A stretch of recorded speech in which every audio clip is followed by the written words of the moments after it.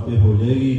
पूरी डिटेल दी जाएगी आप संतां नूं और हर किसी ने अटेंड करने की कोशिश करना। सो हुण ज्ञानी भाई बलजीत सिंह जी आप जी कथा नाल निहाल करनगे। हुण बिरतियां कागज कर आओ सारे अपना ध्यान जोड़िए जी। वाहिगुरू जी का खालसा वाहिगुरू जी की फतेह। वाहिगुरू साहिब जीओ। एक ओंकार जुगार सच है की सच नानक होसी भी नाहु जति सती नहीं पढ़िया मूर्ख मुगदा जन्म प्रणवत नानक तिनकी शरणा संत टहल की बेला। वाहिगुरू जी का खालसा वाहिगुरू जी की फतेह। परम सन्मानयोग सतगुरु सच्चे पातशाह जी की साजी नवाजी गुरु रूप गुरु खालसा साध संगत जीओ। सतगुरु धन साहिब श्री गुरु ग्रंथ साहिब महाराज सच्चे पातशाह जी की अपार मेहर रहमत का सदका हफ्तावारी दीवान सजे हैं। सजे हुए दीवानों में आप जी ने इलाही बाणी का रस पिना कीर्तन गुरमुख प्यारिਆਂ ਕੋਲੋਂ ਸਰਵਣ ਕੀਤਾ है। सो हरेक हफ्ते सतगुरु साहिब जी की भगती बाणी की लड़ीवार कथा जो अज कीर्तन सोहले की सोहला साहिब बाणी का आखिरी शब्द है। सो इस तो बाद विच श्री राग की आरंभता होनी है। सतगुरु सच्चे पातशाह धन गुरु अर्जन देव महाराज साहिब जी ने इस जीव नूं जो सदा अपने आप नूं संसार विच रहिंदा होया वधदा ते सदा रहन वाला महसूस करदा है। संसार दीआं वस्तुआं नूं वधदियां जाण के संसार के रिश्तेदारी और आपका कुटुंब परिवार वधदा जान के शायद मैं भी वड्डा हो रहा हाँ, पर सतगुरु सच्चे पातशाह कहन लगे नहीं भाई हो सकता संसारक संपत्ति तेरी बड़ी हो रही है, परिवार तेरा बड़ा हो रहा है, पर तुम घट रहे हैं। इस शब्द दियां रहाओ दियां पंक्तियां हैं। औद घटै दिन सरैण आरे मन गुरमिल का सवारे। असी जितने भी शरीर संसार विच चाहे मनुखा जन्म विच होइए चाहे 84 लाख जून विच होइए वो रोज रोज घट रहा है, बाद नहीं रहा। जिस दिन तो इस जीव ने माता के गर्भ के अंदर प्रवेश किया और जिस दिन तो इस संसार के विच प्रगट रूप इस शरीर करके पैदा हो गया उस दिन तो ये घट रहा है, बद की रहा है।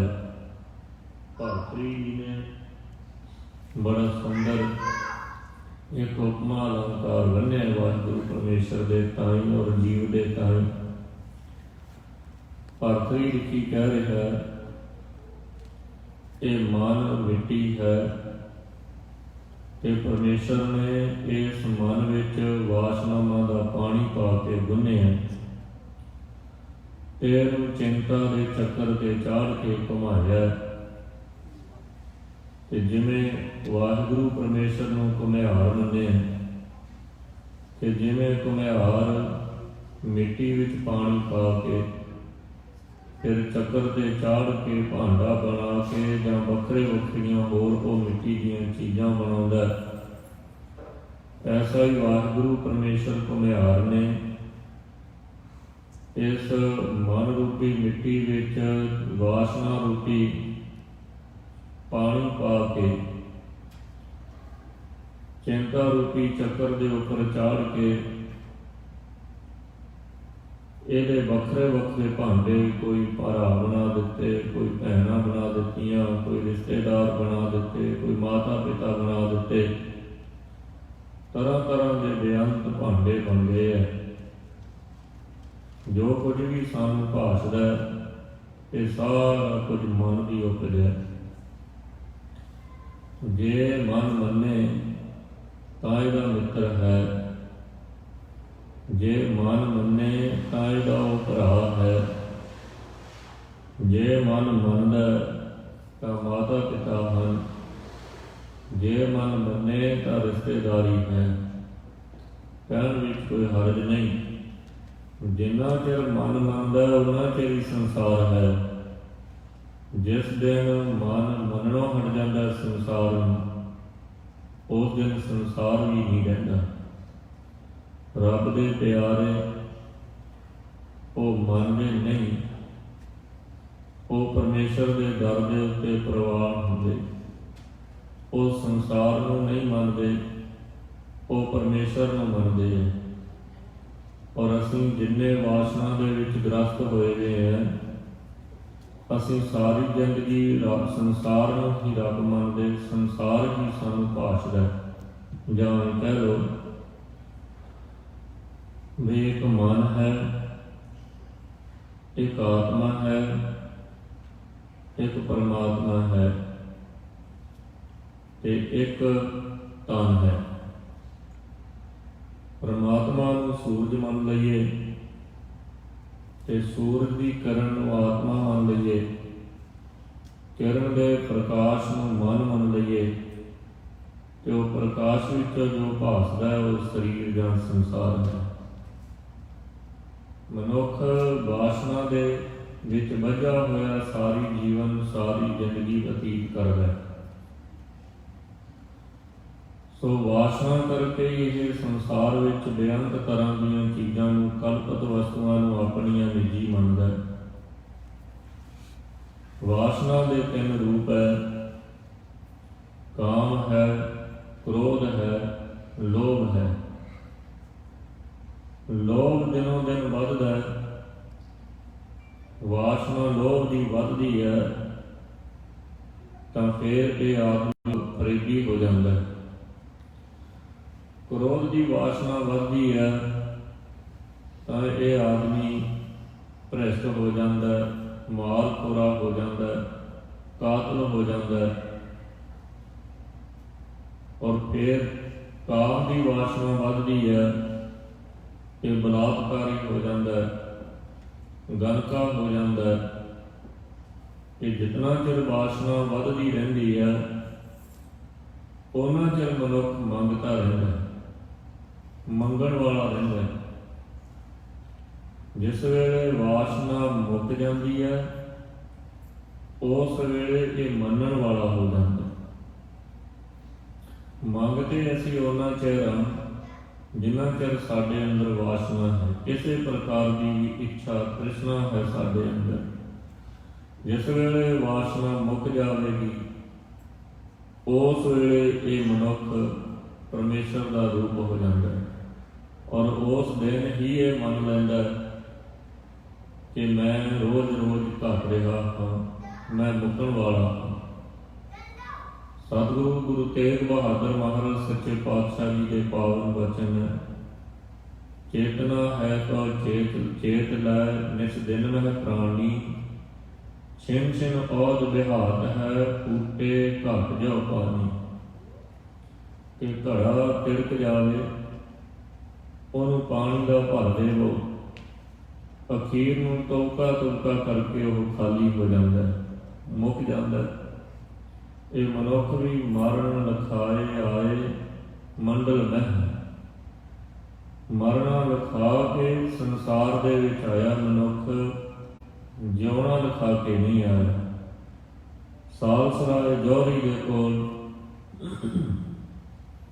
ਜਿਸ ਵੇਲੇ ਭਾਈ ਮਰਦਾਨਾ ਗਿਆ ਤਾਂ ਲਿਖ ਕੇ ਭੇਜ ਦਿੱਤਾ ਸੀ ਉਹਨਾਂ ਨੇ ਕਿ ਮਰਨਾ ਸੱਚ, ਜਿਉਣਾ ਝੂਠ। ਇਸ ਕਰਕੇ ਇਹ ਜੀਵਨ ਜਿਹੜਾ ਹੈ ਇਹ ਮਰਨ ਵਾਲਾ, ਮੁੱਕਣ ਵਾਲਾ ਹੈ, ਪਰ ਇਹਨੂੰ ਭਾਸਦਾ ਹੈ ਇਹ ਜਿਉਣ ਵਾਲਾ। ਜੀਵਨ ਜੋ ਨਹੀਂ ਰਿਹਾ, ਇਹ ਮਰ ਰਿਹਾ ਹੈ। ਵਾਸਨਾ ਦੇ ਵਿੱਚ ਜੀਵਨ ਜਿਉਂਦਾ ਹੈ।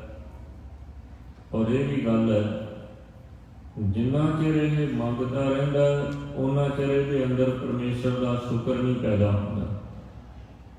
ਅਸੀਂ ਜਦੋਂ ਵੀ ਗੁਰੂ ਕੋਲ ਆਉਂਦੇ, ਆਪਣੀਆਂ ਮੰਗਾਂ ਮੰਨਣ ਵਾਸਤੇ ਆਉਂਦੇ ਹਾਂ। ਜੇ ਉਹ ਪੂਰੀਆਂ ਨਹੀਂ ਹੁੰਦੀਆਂ ਤਾਂ ਵਾਰ-ਵਾਰ ਕਟਾਸ਼ ਕਰਦੇ ਹਾਂ, ਵਾਰ-ਵਾਰ ਸ਼ਿਕਾਇਤ ਕਰਦੇ ਹਾਂ। ਉਹ ਪੂਰੀ ਕਰਨ ਦੀ ਚਿੰਤਾ ਵਿੱਚ ਬੱਝੇ ਰਹਿੰਦੇ ਨੇ ਕਿ ਉਹ ਪੂਰੀ ਹੋਵੇ। ਇੱਕ ਪੂਰੀ ਹੋ ਜਾਂਦੀ, ਅਗਲੀ ਨਵੀਂ ਖੜੀ ਹੋ ਜਾਂਦੀ, ਦੂਸਰੀ ਪੂਰੀ ਹੋ ਜਾਂਦੀ, ਤੀਸਰੀ ਨਵੀਂ ਖੜੀ ਹੋ ਜਾਂਦੀ। ਕਹਿਣ ਲੱਗੇ ਕਿਸੇ ਆਦਮੀ ਦੇ ਕੋਲ 1 ਰੁਪਈਆ ਸੀ। ਉਹ ਕਰਦੇ ਕਰਦੇ ਇੱਕ ਤੋਂ ਉਹਨੇ 2 ਦਾ ਯਤਨ ਕਰਦਾ ਰਿਹਾ, 2 ਤੋਂ ਵੱਧਦਾ 10 ਤੇ ਆ ਗਿਆ, 10 ਤੋਂ ਵੱਧਦਾ 20 ਤੇ ਆ ਗਿਆ। ਫਿਰ ਹੌਲੀ ਹੌਲੀ ਕਰਦਾ 99 ਪੈਸੇ ਤੇ ਆ ਗਿਆ, 99 ਰੁਪਈਏ ਕਹਿ ਲਓ, ਪੈਸੇ ਕਹਿ ਲਓ।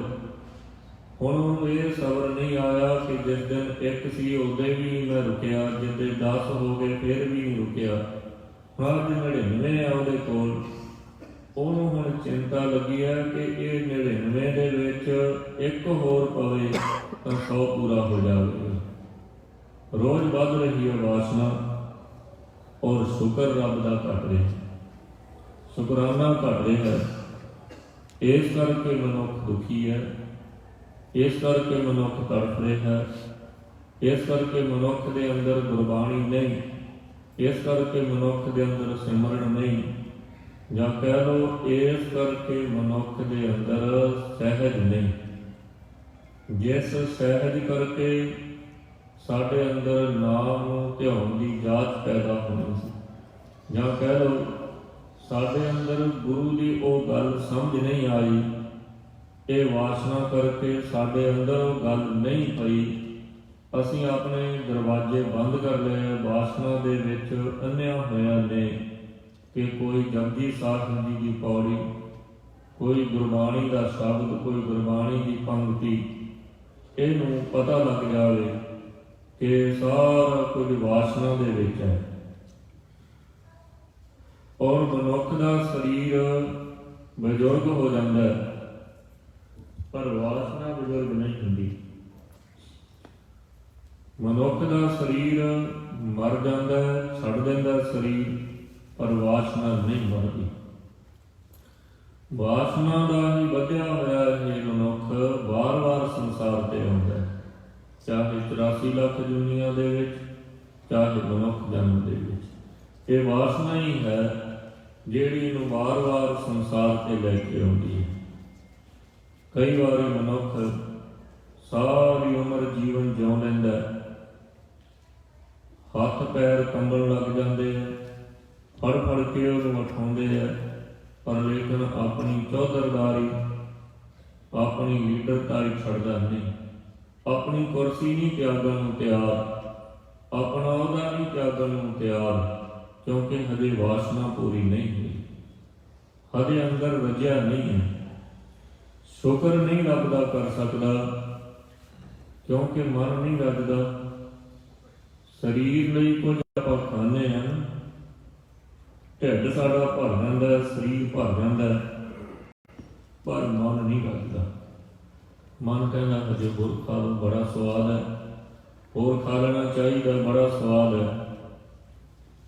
ਔਰ ਮਨੁੱਖ ਦੀ ਹਾਲਤ ਐਸੀ ਹੈ, ਇੱਕ ਲੌਕਿਕ ਪ੍ਰਮਾਣ ਹੈ, ਕਹਿੰਦੇ ਵੀ ਛੋਟੇ ਛੋਟੇ ਬੱਚੇ ਇਕੱਠੇ ਹੋ ਕੇ ਡੱਕੇ ਪੱਤੇ ਇਕੱਠੇ ਕਰਦੇ ਆ, ਤੇ ਡੱਕੇ ਪੱਤੇ ਇਕੱਠੇ ਕਰਕੇ ਉਹ ਕਹਿੰਦੇ ਆ ਵੀ ਅੱਗ ਬਾਲ ਕੇ ਅੱਗ ਸੇਕਦੇ ਆ। ਹੁਣ ਘਾਹ ਫੂਸ ਇਕੱਠਾ ਕਰਕੇ ਉਹਨੂੰ ਅੱਗ ਲਾ ਦਿੰਦੇ, ਤੇ ਉਹ ਥੋੜੇ ਜਿਹੇ ਹੁੰਦੇ, ਜਦੋਂ ਅੱਗ ਲੱਗਦੀ ਉਹ ਫੂਸ ਨੂੰ ਅੱਗ ਬੜੀ ਛੇਤੀ ਜਾਲਦੀ ਹੈ। ਉਹ ਜਦੋਂ ਅੱਗ ਲੱਗਦੀ ਮੁੱਕਣ ਲੱਗਦੇ, ਉਹ ਦੌੜਦੇ ਹੋਰ ਇਕੱਠੇ ਕਰਕੇ ਰੱਖਣ ਵਾਸਤੇ, ਉਹ ਦੌੜ ਦੌੜ ਕੇ ਹੋਰ ਇਕੱਠੇ ਕਰਦੇ, ਉਹ ਫੇਰ ਮੱਚ ਜਾਂਦੇ, ਫੇਰ ਦੌੜਦੇ, ਉਹ ਅੱਗ ਸੇਕਣ ਦਾ ਸਮਾਂ ਹੀ ਨਹੀਂ ਮਿਲਦਾ, ਤੇ ਉਹ ਘਾਹ ਫੂਸ ਇਕੱਠਾ ਕਰ ਪਾਈ ਜਾਂਦੇ, ਭੱਜੀ ਫਿਰਦੇ, ਰੱਖੀ ਫਿਰਦੇ, ਰੌਲਾ ਪਾਈ ਜਾਂਦੇ, ਰੱਖੀ ਫਿਰਦੇ, ਅਖੀਰ ਨੂੰ ਅੱਕ ਥੱਕ ਕੇ ਡਿੱਗ ਜਾਂਦੇ, ਉਹ ਰੱਖਿਆ ਹੋਇਆ ਫੂਸ ਵੀ ਸਾਰਾ ਸੁਆਹ ਹੋ ਜਾਂਦਾ। ਸੋ ਐਸਾ ਮਨੁੱਖ ਦਾ ਵੀ ਸੁਭਾਅ ਹੈ, ਇਹ ਸੋਚਦਾ ਹੈ ਜਿਹੜਾ ਅੱਜ ਸੁੱਖ ਹੈ ਇਹ ਤੋਂ ਜ਼ਿਆਦਾ ਸੁੱਖ ਹੋਰ ਚਾਹੀਦਾ, ਉਹ ਸੁੱਖ ਲਈ ਦੌੜ ਜਾਂਦਾ ਹੈ। ਫਿਰ ਇਹ ਸੁੱਖ ਨਾਲੋਂ ਵੀ ਹੋਰ ਜ਼ਿਆਦਾ ਸੁੱਖ ਚਾਹੀਦਾ, ਉਸ ਸੁੱਖ ਲਈ ਦੌੜ ਜਾਂਦਾ ਹੈ। ਫਿਰ ਸੁੱਖ ਜਿਹੜਾ ਹੈ ਉਹ ਇਕੱਲਾ ਹੀ ਹੁੰਦਾ ਹੈ। ਸੁੱਖ ਦੇ ਨਾਲ ਹੋਰ ਸੁੱਖ ਨਹੀਂ ਆਉਂਦਾ, ਦੁੱਖ ਦੇ ਨਾਲ ਬੇਅੰਤ ਦੁੱਖ ਆਉਂਦਾ ਹੈ। ਦੁੱਖ ਦੂਰ ਦੂਰ ਤੱਕ ਲੈਣ ਲੱਗ ਜਾਂਦੀ, ਪਰ ਸੁੱਖਾਂ ਦੀ ਨਹੀਂ ਲੱਗਦੀ। ਇਹ ਨਹੀਂ ਕਹਿ ਸਕਦਾ ਕਿ ਇੱਕ ਸੁੱਖ ਹੁਣ ਮੈਨੂੰ ਪੱਕਾ ਪਤਾ ਹੈ ਕਿ ਸਾਰਾ ਜੀਵਨ ਸੁਖੀ ਰਹੇਗਾ, ਨਹੀਂ, ਕਿਉਂਕਿ ਸਾਰਾ ਕੁਝ ਬਦਲਣ ਵਾਲਾ ਤੇ ਮੁੱਕਣ ਵਾਲਾ ਹੈ, ਪੂਰਾ ਨਹੀਂ ਹੋਣ ਵਾਲਾ। ਇਸ ਕਰਕੇ ਪੂਰਾ ਹੋਵੇਗਾ ਤੇ ਸੁੱਖ ਹੋਵੇਗਾ, ਇਹ ਅਧੂਰਾ ਕਰਕੇ ਇਹ ਦੌੜਦਾ ਹੈ ਤੇ ਦੌੜ ਇਹਦੀ ਦੁੱਖ ਹੈ, ਤੇ ਜਿੰਨਾ ਚਿਰ ਇਹਦੀ ਦੌੜ ਰਹੇਗੀ ਸੁਖੀ ਨਹੀਂ ਰਹੇਗਾ। ਹਾਂ, ਥੋੜੇ ਸਮੇਂ ਦਾ ਸੁੱਖ ਜ਼ਰੂਰ ਇਹ ਮਹਿਸੂਸ ਕਰਦਾ, ਥੋੜੇ ਸਮੇਂ ਦਾ ਸੁੱਖ ਜ਼ਰੂਰ ਇਹ ਮਾਣਦਾ, ਫਿਰ ਦੁੱਖ ਵਿੱਚ ਬਦਲ ਜਾਂਦਾ। ਸੋ ਗੁਰੂ ਕੋਲੇ ਰਹਿੰਦਿਆਂ ਹੋਇਆਂ ਵੀ ਇਹ ਸ਼ੁਕਰ ਨਹੀਂ ਕਰ ਸਕਦਾ। ਜੋ ਕੁਝ ਕੋਲੇ ਹੈ ਉਹਨੂੰ ਮੰਨ ਕੇ ਨਹੀਂ ਕਹਿੰਦਾ ਵੀ ਵਾਹਿਗੁਰੂ ਪਰਮੇਸ਼ਰ ਮੈਨੂੰ ਬੜਾ ਕੁਝ ਦੇ ਦਿੱਤਾ, ਮੈਂ ਇਹਦੇ ਵਿੱਚ ਬਹੁਤ ਸੰਤੁਸ਼ਟ ਹਾਂ, ਇਹ ਮੈਨੂੰ ਜੋ ਮੈਂ ਚਾਹੁੰਦਾ ਸੀ ਉਹਦੇ ਨਾਲੋਂ ਵੀ ਜ਼ਿਆਦਾ ਦੇ ਦਿੱਤਾ। ਇਹ ਨਹੀਂ। ਸ਼ੇਖ ਸਾਦੀ ਦੀ ਇੱਕ ਸੁੰਦਰ ਕਹਾਣੀ ਹੈ। ਸ਼ੇਖ ਸਾਦੀ ਛੋਟਾ ਹੁੰਦਾ, ਉਹਦੇ ਮਾਤਾ ਪਿਤਾ ਚੜ੍ਹਾਈ ਕਰ ਗਏ, ਯਤੀਮ ਸੀ, ਗਰੀਬੀ ਬਹੁਤ ਜ਼ਿਆਦਾ, ਤੇ ਮਦਰਸੇ ਦੇ ਵਿੱਚ ਉਹਨੂੰ ਦਾਖਲਾ ਮਿਲ ਗਿਆ ਪੜ੍ਹਨ ਦਾ। ਮਦਰਸੇ ਵਿੱਚ ਪੜ੍ਹਨ ਜਾਂਦਾ, ਹੋਰ ਜਿਹੜੇ ਨਿਆਣੇ ਉਹਨਾਂ ਦੇ ਸੋਹਣੇ ਕੱਪੜੇ ਵੀ ਪਾਏ, ਸੋਹਣੀ ਜੁੱਤੀ ਵੀ ਪਾਈ ਹੈ, ਕਿਤਾਬਾਂ ਵੀ ਮਿਲਦੀਆਂ। ਸ਼ੇਖ ਸਾਦੀ ਨੂੰ ਮਦਰਸੇ ਵਿੱਚੋਂ ਕੱਪੜੇ ਤੇ ਕਿਤਾਬਾਂ ਤਾਂ ਮਿਲ ਜਾਂਦੀਆਂ, ਪਰ ਉਹਨੂੰ ਜੁੱਤੀ ਨਹੀਂ ਮਿਲਦੀ ਪੈਰਾਂ 'ਚ ਪਾਉਣ ਵਾਸਤੇ। ਜਿਸ ਵੇਲੇ ਉਹ ਮਦਰਸੇ ਤੋਂ ਉਹਨੇ ਦੂਰ ਜਾਣਾ ਹੁੰਦਾ, ਮਸੀਤ ਦੂਰ ਹੈ ਨਮਾਜ਼ ਪੜ੍ਹਨ ਵਾਸਤੇ, ਤਾਂ ਗਰਮੀ ਦੇ ਵਿੱਚ ਪੈਰ ਸੜ ਜਾਂਦੇ ਆ, ਪੈਰ ਮੱਚਦੇ ਆ। ਹੋਰਾਂ ਲੋਕਾਂ ਨੂੰ ਦੇਖਦਾ, ਕੋਈ ਨਮਾਜ਼ ਪੜ੍ਹਨ ਘੋੜੀ ਤੇ ਚੜ੍ਹ ਕੇ ਆਉਂਦਾ, ਕਿਸੇ ਨੇ ਬੜੀ ਸੁੰਦਰ ਜੁੱਤੀ ਪਾਈ ਆ ਕੱਢਣੀ, ਕਿਸੇ ਨੇ ਬੜੇ ਸੁੰਦਰ ਚੱਪਲਾਂ ਪਾਈਆਂ ਬੇਅੰਤ ਆਦਤ, ਔਰ ਦੇਖ ਦੇਖ ਕੇ ਮਨ ਵਿੱਚ ਝੂਰਦਾ ਤੇ ਕਹਿੰਦਾ, ਐ ਖੁਦਾ, ਮੈਂ ਇੰਨੇ ਮਾੜੇ ਕਰਮ ਕੀਤੇ ਆ, ਮੈਂ ਰੋਜ਼ ਤੇਰੀ ਨਮਾਜ਼ ਪੜ੍ਹਨਾ 5 ਟਾਈਮ, ਕਿ ਮੈਨੂੰ ਗਰੀਬ ਵਾਸਤੇ ਇੱਕ ਟੁੱਟੀ ਜੁੱਤੀ ਵੀ ਨਹੀਂ ਜੁੜ ਸਕਦੀ, ਤੂੰ ਮੈਨੂੰ ਇੱਕ ਜੁੱਤੀ ਵੀ ਨਹੀਂ ਦੇ ਸਕਦਾ। ਐਸਾ ਮੇਰੇ ਕਰਮਾਂ ਦੇ ਵਿੱਚ ਮੇਰਾ ਭਾਗ ਮਾੜਾ ਹੈ। ਰੋਜ਼ ਕਹਿੰਦਾ। ਇੱਕ ਦਿਨ ਕੀ ਹੋਇਆ, ਮਦਰਸੇ ਤੋਂ ਪੜ੍ਹ ਕੇ ਨਮਾਜ਼ ਪੜ੍ਹਨ ਵਾਸਤੇ ਜਾ ਰਿਹਾ, ਦੁਪਹਿਰ ਦਾ ਸਮਾਂ, ਧੁੱਪ ਤੇਜ਼ ਆ, ਪੈਰ ਛੱਡਦੇ ਆ, ਛਾਲੇ ਪੈ ਗਏ ਪੈਰਾਂ ਦੇ ਵਿੱਚ, ਬੜਾ ਦੁਖੀ ਹੋਇਆ।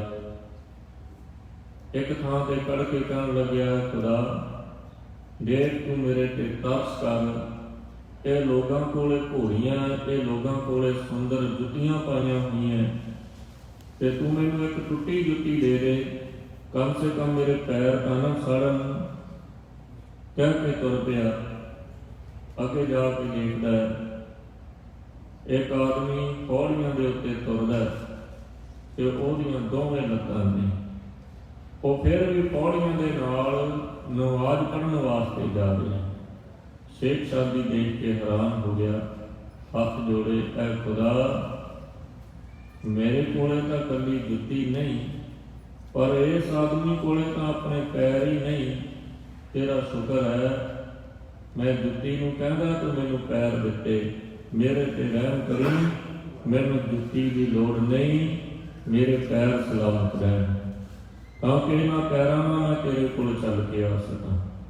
ਲਿਖਦਾ ਸ਼ੇਖ ਸਾਦੀ, ਕਹਿਣ ਲੱਗਿਆ, ਉਸ ਦਿਨ ਪਹਿਲੀ ਵਾਰ ਨਮਾਜ਼ ਪੜ੍ਹਦਿਆਂ ਮੇਰੀ ਖੁਦਾ ਦੇ ਤਾਈਂ, ਖੁਦਾ ਦੇ ਚਰਨਾਂ ਵਿੱਚ ਮੇਰੀ ਸਮਾਧੀ ਲੱਗ ਗਈ।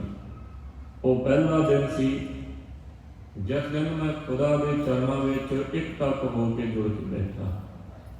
ਔਰ ਜਿੰਨਾ ਚਿਰ ਸਾਡੇ ਅੰਦਰ ਸ਼ਿਕਾਇਤ ਤੇ ਸਾਡੇ ਅੰਦਰ ਵਾਸਨਾ, ਉਹਨਾਂ ਚਿਰ ਸਾਡਾ ਅੰਦਰ ਟਿਕ ਨਹੀਂ ਸਕਦਾ, ਪਰਮੇਸ਼ਰ ਦੇ ਨਾਮ ਦਾ ਰਸ ਨਹੀਂ ਮਾਣ ਸਕਦਾ। ਉਹਨਾਂ ਚਿਰ ਅਸੀਂ ਪਰਮੇਸ਼ਰ ਦੇ ਨਾਮ ਨੂੰ ਅੰਦਰ ਗਾ ਨਹੀਂ ਸਕਦੇ, ਪਰਮੇਸ਼ਰ ਦੇ ਨਾਮ ਨੂੰ ਅਸੀਂ ਰਾਗ ਨਹੀਂ ਸਕਦੇ, ਔਰ ਪਰਮੇਸ਼ਰ ਦਾ ਸ਼ੁਕਰ ਕਰਕੇ ਹੀ ਸਾਡੇ ਅੰਦਰ ਰਸ ਪੈਦਾ ਹੋ ਸਕਦਾ ਹੈ। ਜੇਕਰ ਭਰਾ ਦੇ ਉੱਤੇ ਵਾਰ-ਵਾਰ ਕਟਾਸ਼ ਕਰੀ ਜਾਵੇ ਨਾ, ਆਪ ਫਿਰ ਰਿਸ਼ਤਾ ਫਿੱਕਾ ਹੋ ਜਾਂਦਾ ਹੈ। ਮਿੱਤਰ ਨੂੰ ਵਾਰ-ਵਾਰ ਟੋਕੀ ਜਾਵੇ ਤਾਂ ਰਿਸ਼ਤਾ ਫਿੱਕਾ ਹੋ ਜਾਂਦਾ ਹੈ। ਪਤੀ ਪਤਨੀ ਇੱਕ ਦੂਸਰੇ ਦੇ ਉੱਤੇ ਵਾਰ-ਵਾਰ ਆਰਗੂਮੈਂਟ ਕਟਾਸ਼ ਕਰਨ, ਰਿਸ਼ਤਾ ਫਿੱਕਾ ਹੋ ਜਾਂਦਾ ਹੈ। ਰੱਬ ਨਾਲ ਵੀ ਵਾਰ-ਵਾਰ ਜਦੋਂ ਅਸੀਂ ਸ਼ਿਕਾਇਤਾਂ ਕਰਾਂਗੇ, ਸਾਡਾ ਅੰਦਰ ਪਰਮੇਸ਼ਰ ਦੇ ਪ੍ਰੇਮ ਤੋਂ ਫਿੱਕਾ ਹੋ ਜਾਵੇ। ਜਿੰਨਾ ਚਿਰ ਅਸੀਂ ਸਦਾ ਸ਼ੁਕਰ ਵਿੱਚ ਨਹੀਂ ਰਹਿੰਦੇ, ਰੱਬ ਦਾ ਧੰਨਵਾਦ ਨਹੀਂ ਕਰਦੇ, ਉਹਨਾਂ ਚਿਰ ਸਾਡੇ ਅੰਦਰ ਪ੍ਰੇਮ ਦੀ ਕਿਰਨ ਜਿਹੜੀ ਆ ਉਹ ਚਾਨਣ ਨਹੀਂ ਕਰੇਗੀ। ਪ੍ਰੇਮ ਦੀ ਕਿਰਨ ਦਾ ਸਾਡੇ ਅੰਦਰ ਰਸ ਨਹੀਂ ਆਵੇਗਾ। ਧੰਨ ਨੇ ਉਹ ਰੱਬ ਦੇ ਪਿਆਰੇ ਸ਼ਹੀਦ ਸਿੰਘ ਸਿੰਘਣੀਆਂ। ਗੁਰੂ ਮਹਾਰਾਜ ਸੱਚੇ ਪਾਤਸ਼ਾਹ ਨੇ ਸਦਾ ਸਿੱਖ ਨੂੰ ਧੰਨਵਾਦ ਕਰਨਾ ਸਿਖਾਇਆ, ਸਦਾ ਭਾਣੇ ਵਿੱਚ ਰਹਿਣਾ ਸਿਖਾਇਆ, ਸਦਾ ਰੋਜ਼ਾ ਵਿੱਚ ਰਹਿਣਾ ਸਿਖਾਇਆ। ਧੰਨ ਗੁਰੂ ਨਾਨਕ ਦੇਵ ਮਹਾਰਾਜ ਸੱਚੇ ਪਾਤਸ਼ਾਹ ਕਹਿਣ ਲੱਗੇ, ਵਾਰ-ਵਾਰ ਸ਼ਿਕਾਇਤ ਕਰੇਗਾ ਤੇ ਵਾਸਨਾ ਰਵੇਗੀ ਤੇ ਮੈਲਾ ਹੋਵੇਗਾ ਮਨ। ਜੇ ਤੂੰ ਚਾਹੁੰਦਾ ਹੈ ਕਿ ਮਨ ਮੈਲਾ ਹਟ ਜਾਵੇ ਤੇ ਸਚਿਆਰ ਨਾਮ ਰਸ ਵਾਲਾ ਹੋ ਜਾਵੇ, ਤਾਂ ਉਹਦਾ ਧੰਨਵਾਦ ਕਰ। ਧੰਨਵਾਦ ਕੀ ਆ? ਉਹਦੀ ਰਜਾ ਵਿੱਚ ਰਹਿ। ਜਪਜੀ ਸਾਹਿਬ ਜੀ ਦੀ ਪਹਿਲੀ ਪੌੜੀ ਦੀਆਂ ਅਖੀਰਲੀਆਂ ਪੰਕਤੀਆਂ, ਕੇਵਲ ਸਚਿਆਰਾ ਹੋਈਐ, ਕੇਵਲ ਕੂੜਾ ਟੁੱਟੈ ਪਾਲ, ਹੁਕਮ ਰਜਾਈ ਚੱਲਣਾ, ਨਾਨਕ ਲਿਖਿਆ ਨਾਮ। ਇਹ ਸਾਡੇ ਅੰਦਰ ਰਸ ਪੈਦਾ ਕਰਦਾ ਹੈ।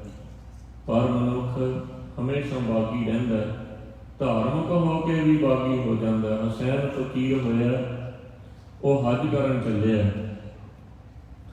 12-15 ਕੋਹ ਜਾ ਕੇ ਮੀਲ ਜਾ ਕੇ ਰਾਤ ਨੂੰ ਠਹਿਰ ਗਿਆ। ਆਪਣੇ ਚੇਲਿਆਂ ਨੂੰ ਕਹਿਣ ਲੱਗਿਆ, ਜਾਓ ਇਸ ਪਿੰਡ ਦੇ ਵਿੱਚੋਂ ਭਿੱਖਿਆ ਮੰਗ ਲਿਆਓ, ਰੋਟੀ ਮੰਗ ਕੇ ਲਿਆਓ। ਉਹ ਮੰਗਣ ਗਏ ਤਾਂ ਪਿੰਡ ਦਾ ਜਿਹੜਾ ਚੌਧਰੀ ਸੀ, ਮੁਖੀਆ ਸੀ ਪਿੰਡ ਦਾ, ਉਹ ਮਰ ਗਿਆ। ਸਾਰੇ ਲੋਕ ਕਬਰਸਤਾਨ ਵਿੱਚ ਗਏ, ਘਰਾਂ ਨੂੰ ਜਿੰਦੇ ਲੱਗੇ। ਉਹਦਾ ਮਰੀਦ ਵਾਪਸ ਆ ਗਿਆ, ਮੁੜ ਕੇ ਕਹਿਣ ਲੱਗਿਆ, ਜੀ ਕੁਝ ਵੀ ਨਹੀਂ ਮਿਲਿਆ, ਸਾਰੇ ਘਰਾਂ ਨੂੰ ਜਿੰਦਰੇ ਲੱਗੇ ਆ। ਤੇ ਉਹ ਕਹਿੰਦਾ, ਕੋਈ ਗੱਲ ਨਹੀਂ, ਰਾਤ ਨੂੰ ਸੌਣ ਲੱਗਿਆ ਇਬਾਦਤ ਕੀਤੀ ਹੈ, ਐ ਖੁਦਾ, ਜੋ ਕੁਝ ਵੀ ਤੂੰ ਸਾਡੀ ਝੋਲੀ ਵਿੱਚ ਪਾਇਆ, ਜੋ ਕੁਝ ਦੇ ਅਸੀਂ ਲਾਇਕ ਸਾਂ, ਉਹ ਤੂੰ ਸਾਨੂੰ ਅੱਜ ਬਖਸ਼ ਦਿੱਤਾ। ਨਾਲ ਦੇ ਮੁਰੀਦਾਂ ਨੇ ਮਜਬੂਰੀ 'ਚ ਕਹਿ ਦਿੱਤਾ, ਐ ਖੁਦਾ, ਜਿਸ ਵਸਤੂ ਦੇ ਅਸੀਂ ਲਾਇਕ ਸਾਂ, ਉਹ ਤੂੰ ਅੱਜ ਸਾਡੀ ਝੋਲੀ ਵਿੱਚ ਪਾ ਦਿੱਤੀ ਹੈ।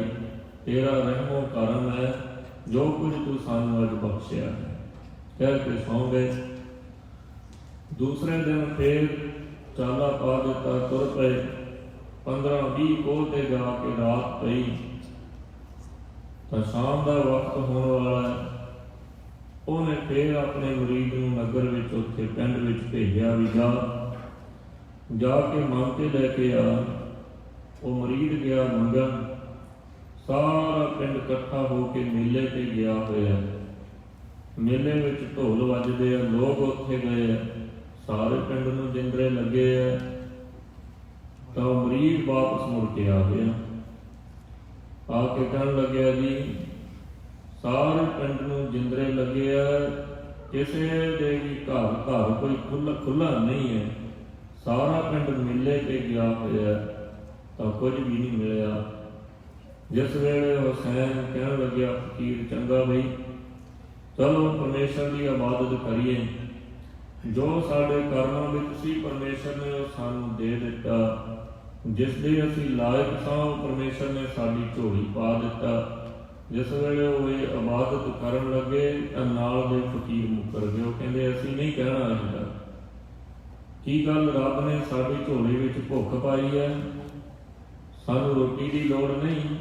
ਅਸੀਂ ਕਿਵੇਂ ਕਹਿ ਦਈਏ ਕਿ ਜਿਸ ਚੀਜ਼ ਦੇ ਅਸੀਂ ਲਾਇਕ ਸਾਂ, ਤੂੰ ਸਾਡੀ ਝੋਲੀ ਵਿੱਚ ਪਾ ਦਿੱਤੀ। ਫਕੀਰ ਕਹਿੰਦਾ ਬਸ ਇੰਨੀ ਓ ਗੱਲ ਹੈ।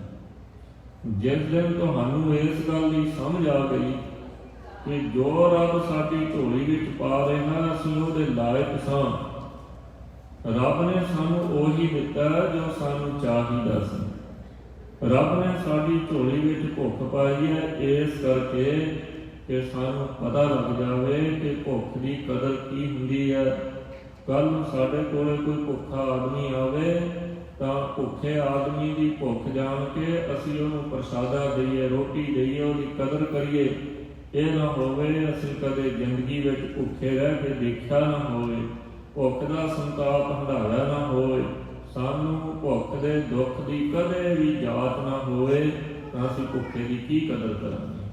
ਇਹ ਰੱਬ ਨੇ ਸਾਨੂੰ ਇਸ ਕਰਕੇ ਭੁੱਖੇ ਰੱਖਿਆ ਕਿ ਸਾਨੂੰ ਜਾਚ ਆਵੇ ਕਿ ਭੁੱਖੇ ਨੂੰ ਰੋਟੀ ਕਿੱਦਾਂ ਦੇਣੀ। ਪੁਰਾਣੇ ਸਮੇਂ ਦੇ ਸਾਧੂ ਜਦੋਂ ਕਿਸੇ ਨੂੰ ਆਪਣਾ ਚੇਲਾ ਸ਼ਿਸ਼ ਬਣਾਉਂਦੇ ਤਾਂ ਜਾਂ ਉਹਨੂੰ ਡੇਰਾ ਅਗਲੇ ਪਾਸੇ ਕੋਈ ਪੱਗ ਦਸਤਾਰ ਜ਼ਿੰਮੇਵਾਰੀ ਦੇਣੀ ਹੁੰਦੀ ਤਾਂ ਉਹਨੂੰ ਕਹਿ ਦਿੰਦੇ ਜਾ 5, 7, 10 ਸਾਲ ਤੂੰ ਸਾਰੇ ਤੀਰਥਾਂ ਤੇ ਫਿਰ ਤੁਰ ਕੇ ਦੇਖਣਾ, ਸਭ ਥਾਵਾਂ ਤੇ ਰਹਿ ਕੇ ਜਾ ਯਾਤਰਾ ਕਰਕੇ ਆ।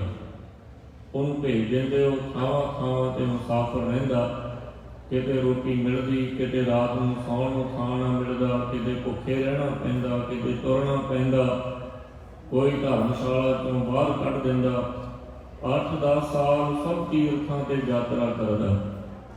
ਅਖੀਰ ਨੂੰ ਯਾਤਰਾ ਕਰ ਕੇ ਜਦੋਂ 8-10 ਸਾਲਾਂ ਬਾਅਦ ਆਉਂਦਾ ਫਿਰ ਉਹਨੂੰ ਉਸ ਥਾਂ ਦੀ ਡੇਰੇ ਦੀ ਜ਼ਿੰਮੇਵਾਰੀ ਦਿੰਦੇ ਤਾਂ ਕਿ ਆਏ ਹੋਏ ਹਰ ਇੱਕ ਮੁਸਾਫਰ ਦੀ ਕਦਰ ਕਰਨ ਦੀ ਇਹਨੂੰ ਜਾਚ ਆ ਜਾਵੇ ਕਿ ਕੋਈ ਮੁਸਾਫਰ ਆਵੇ ਤਾਂ ਉਹਨੇ ਇੱਥੇ ਆਏ ਨੂੰ ਕਿਵੇਂ ਸਾਂਭਣਾ, ਕਿਵੇਂ ਉਹਨੂੰ ਰੱਖਣਾ ਇੱਥੇ। ਇਸ ਕਰਕੇ ਜਿੰਨਾ ਚਿਰ ਅਸੀਂ ਉਹ ਖੁਦਾ ਪਰਮੇਸ਼ਰ ਦੇ ਸਤਿਗੁਰੂ ਸੱਚੇ ਪਾਤਸ਼ਾਹ ਦਾ ਸ਼ੁਕਰ ਨਹੀਂ ਕਰਦੇ ਉਹਨਾਂ ਚਿਰ ਸਾਡੇ ਅੰਦਰ ਜਿਹੜੀ ਵਾਸ਼ਨਾ ਉਹ ਮੰਗਦੀ ਰਹੇਗੀ ਕਿ ਅਸੀਂ ਮੰਗਦੇ ਰਹਾਂਗੇ।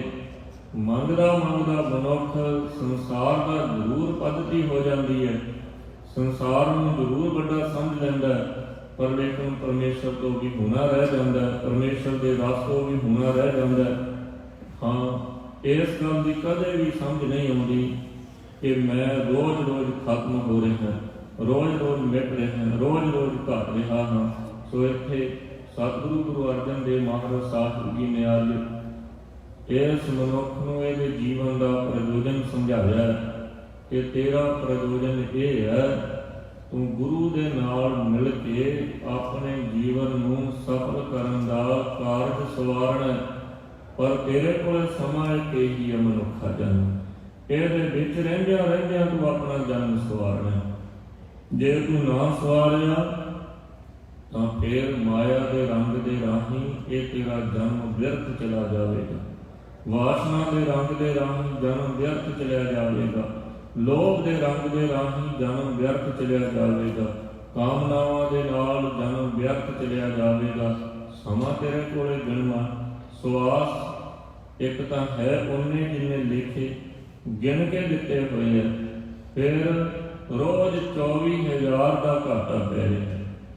ਕਿੱਡੀ ਵੱਡੀ ਬਹੁਤ ਖਿਆਲ ਕਰਨ ਵਾਲੀ ਗੱਲ ਹੈ ਕਿ ਇੱਕ ਤਾਂ ਗਿਣ ਕੇ ਦਿੱਤੇ ਮਨੁੱਖ ਨੂੰ ਹੋਰ ਕਿਤੋਂ ਮਿਲ ਨਹੀਂ ਸਕਦੇ। ਫਿਰ ਦੂਸਰੀ ਗੱਲ ਕਿ ਬੇਸ਼ਕੀਮਤੀ ਹੈ। ਤੀਸਰੀ ਗੱਲ ਕਿ 24,000 ਦਿਨ ਤੇ ਰਾਤ ਕਰਕੇ ਘੱਟ ਹੈ। ਇਸ ਕਰਕੇ ਫਿਕਰ ਕਰਦਾ ਮਨੁੱਖ ਬਹੁਤ ਘੱਟ ਹੈ, ਦਿਨ ਫਿਰੈ ਨਾਲੇ, ਤੇਰੀ ਉਮਰ ਦਿਨ ਤੇ ਰਾਤ ਕਰਕੇ ਘਟਦੀ ਹੈ। ਇਸ ਕਰਕੇ ਮਨ ਗੁਰ ਮਿਲ ਕਾਜ ਸਵਾਰੇ, ਇਹ ਮਨ ਗੁਰੂ ਵਾਹਿਗੁਰੂ ਪਰਮੇਸ਼ਰ ਨਾਲ ਮਿਲ ਕੇ ਇਹ ਆਪਣਾ ਜੀਵਨ ਸਫਲ ਕਰਨ ਦਾ ਜਿਹੜਾ ਅਵਸਰ ਹੈ ਉਹਨੂੰ ਸਾਂਭ ਲੈ। ਇਹ ਜੀਵਨ ਨੂੰ ਮੁਕਤ ਕਰਨ ਵਾਲਾ ਕਾਰਜ ਆਪਣਾ ਸਵਾਰ ਲੈ। ਸਤਿਗੁਰੂ ਸੱਚੇ ਪਾਤਸ਼ਾਹ ਰਹਿਮ ਕਰਦੇ। ਆਰੰਭ ਤੋਂ ਪੜ੍ਹੋ ਜੀ। ਵਾਹਿਗੁਰੂ ਸਾਹਿਬ ਜੀਓ।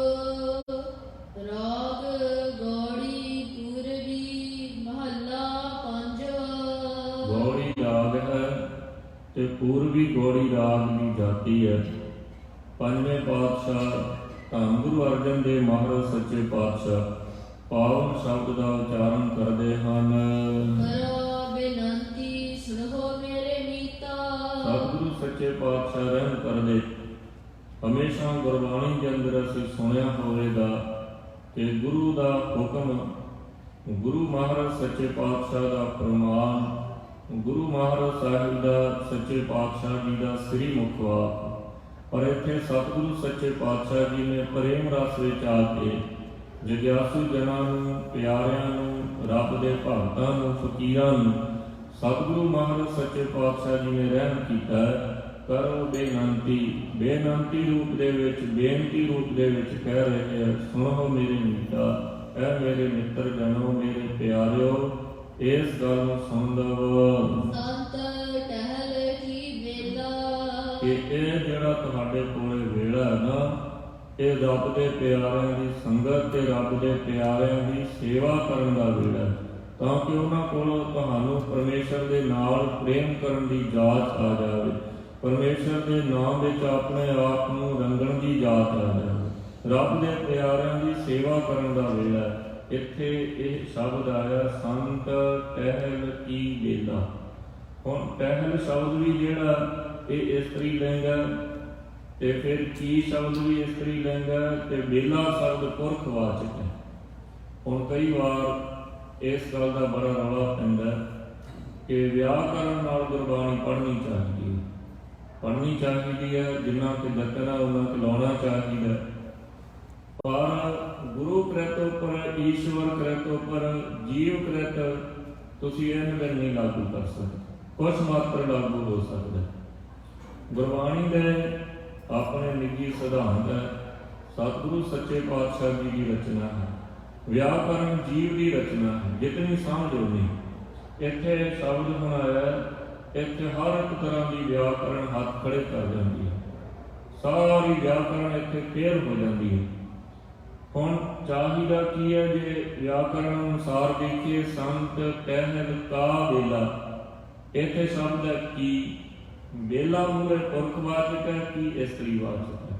ਸੋ ਇਸ ਕਰਕੇ ਇਹੋ ਜਿਹੀਆਂ ਚੀਜ਼ਾਂ ਮਹਾਂਪੁਰਖ ਜਦੋਂ ਵਿਦਿਆ ਪੜ੍ਹਾਉਂਦੇ ਉਹ ਵਿਦਿਆਰਥੀਆਂ ਨੂੰ ਦੱਸਦੇ ਆ ਕਿ ਗੁਰੂ ਕ੍ਰਿਤ ਉੱਪਰ ਜਿਹੜੀ ਜੀਵ ਕਿਰਤ ਹੈ, ਕਿਸੇ ਮਨੁੱਖ ਦੀ ਵਿਚਾਰ ਹੈ, ਅਸੀਂ ਉਹਨੂੰ ਭਾਰੂ ਨਹੀਂ ਕਰ ਸਕਦੇ, ਇਹਨਾਂ ਵੇਲੇ ਨਹੀਂ ਲਾਗੂ ਕਰ ਸਕਦੇ। ਹਾਂ, ਜਿਤਨਾ ਕਿ ਯਤਨ ਹੈ ਤੁਸੀਂ ਆਪਣੇ ਅਰਥਾਂ ਵਾਸਤੇ, ਵਿਦਵਤਾ ਵਾਸਤੇ ਵਰਤ ਸਕਦੇ ਆ। ਇਹ ਨਹੀਂ ਕਹਿ ਸਕਦੇ ਕਿ ਵਿਆਕਰਨ ਤੋਂ ਬਗੈਰ ਗੁਰਬਾਣੀ ਪੜ੍ਹੀ ਨਹੀਂ ਜਾ ਸਕਦੀ। ਸੋ ਜਿੰਨੀਆਂ ਵਿਆਕਰਨ ਆਪੋ ਆਪਣੀ ਹੈ, ਪਰ ਗੁਰਬਾਣੀ ਸਤਿਗੁਰੂ ਦੀ ਇੱਕੋ ਹੀ ਹੈ। ਵਿਆਕਰਨ ਵਿੱਚ ਕੋਈ ਧਨਾਤਮਕ ਵਿਆਕਰਨ ਹੈ, ਕੋਈ ਲਗਾ ਮਾਤਰਾ ਦੀ ਵਿਆਕਰਨ ਹੈ, ਕੋਈ ਸ਼ਬਦਾਂਤਕ ਸ਼ਬਦਾਂ ਦੀ ਵਿਆਕਰਨ ਹੈ, ਕੋਈ ਸ਼ਬਦ ਜੋੜ ਦੀ ਵਿਆਕਰਨ।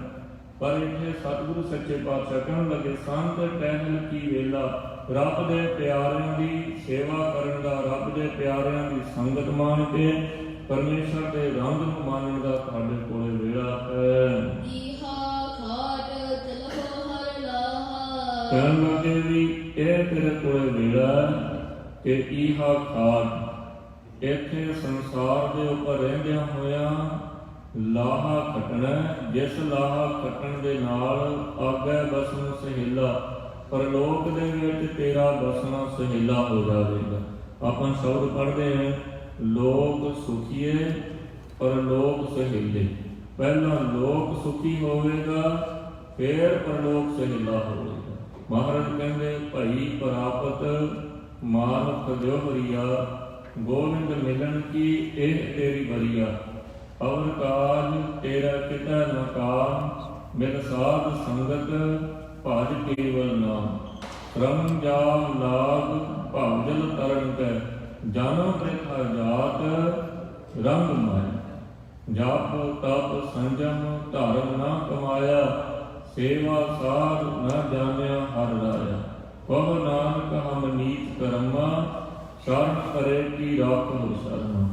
ਇਹ ਸਮਾਂ ਰੱਬ ਦੇ ਪਿਆਰਿਆਂ ਦੀ ਸੇਵਾ ਕਰਨ ਦਾ, ਰੱਬ ਦੇ ਪਿਆਰਿਆਂ ਦੀ ਸੰਗਤ ਮਾਣਨ ਦਾ, ਤਾਂ ਕਿ ਸੰਸਾਰ ਵਿੱਚ ਰਹਿੰਦਿਆਂ ਹੋਇਆਂ ਤੂੰ ਗੁਰੂ ਦੀ ਸੋਝੀ ਦੁਆਰਾ, ਪਰਮੇਸ਼ਰ ਦੇ ਪਿਆਰਿਆਂ ਵੱਲੋਂ ਤੈਨੂੰ ਦਿੱਤੀ ਹੋਈ ਸੰਗਤ ਦੀ ਸੋਝੀ ਦੁਆਰਾ ਤੂੰ ਇੱਥੇ ਰਹਿੰਦਾ ਹੋਇਆ ਜੀਵਨ ਦਾ ਲਾਹਾ ਖੱਟ ਲਵੇਂ, ਤੇ ਜੀਵਨ ਦਾ ਲਾਹਾ ਖੱਟ ਕੇ ਤੇਰਾ ਅਗਲੇ ਪਾਸੇ ਵਸਣਾ ਪਰਮੇਸ਼ਰ ਦੇ ਦਰ, ਪਰਮੇਸ਼ਰ ਦੇ ਘਰ, ਪਰਮੇਸ਼ਰ ਦੇ ਚਰਨਾਂ ਤੋਂ ਸਹਿਲਾ ਹੋਵੇਗਾ।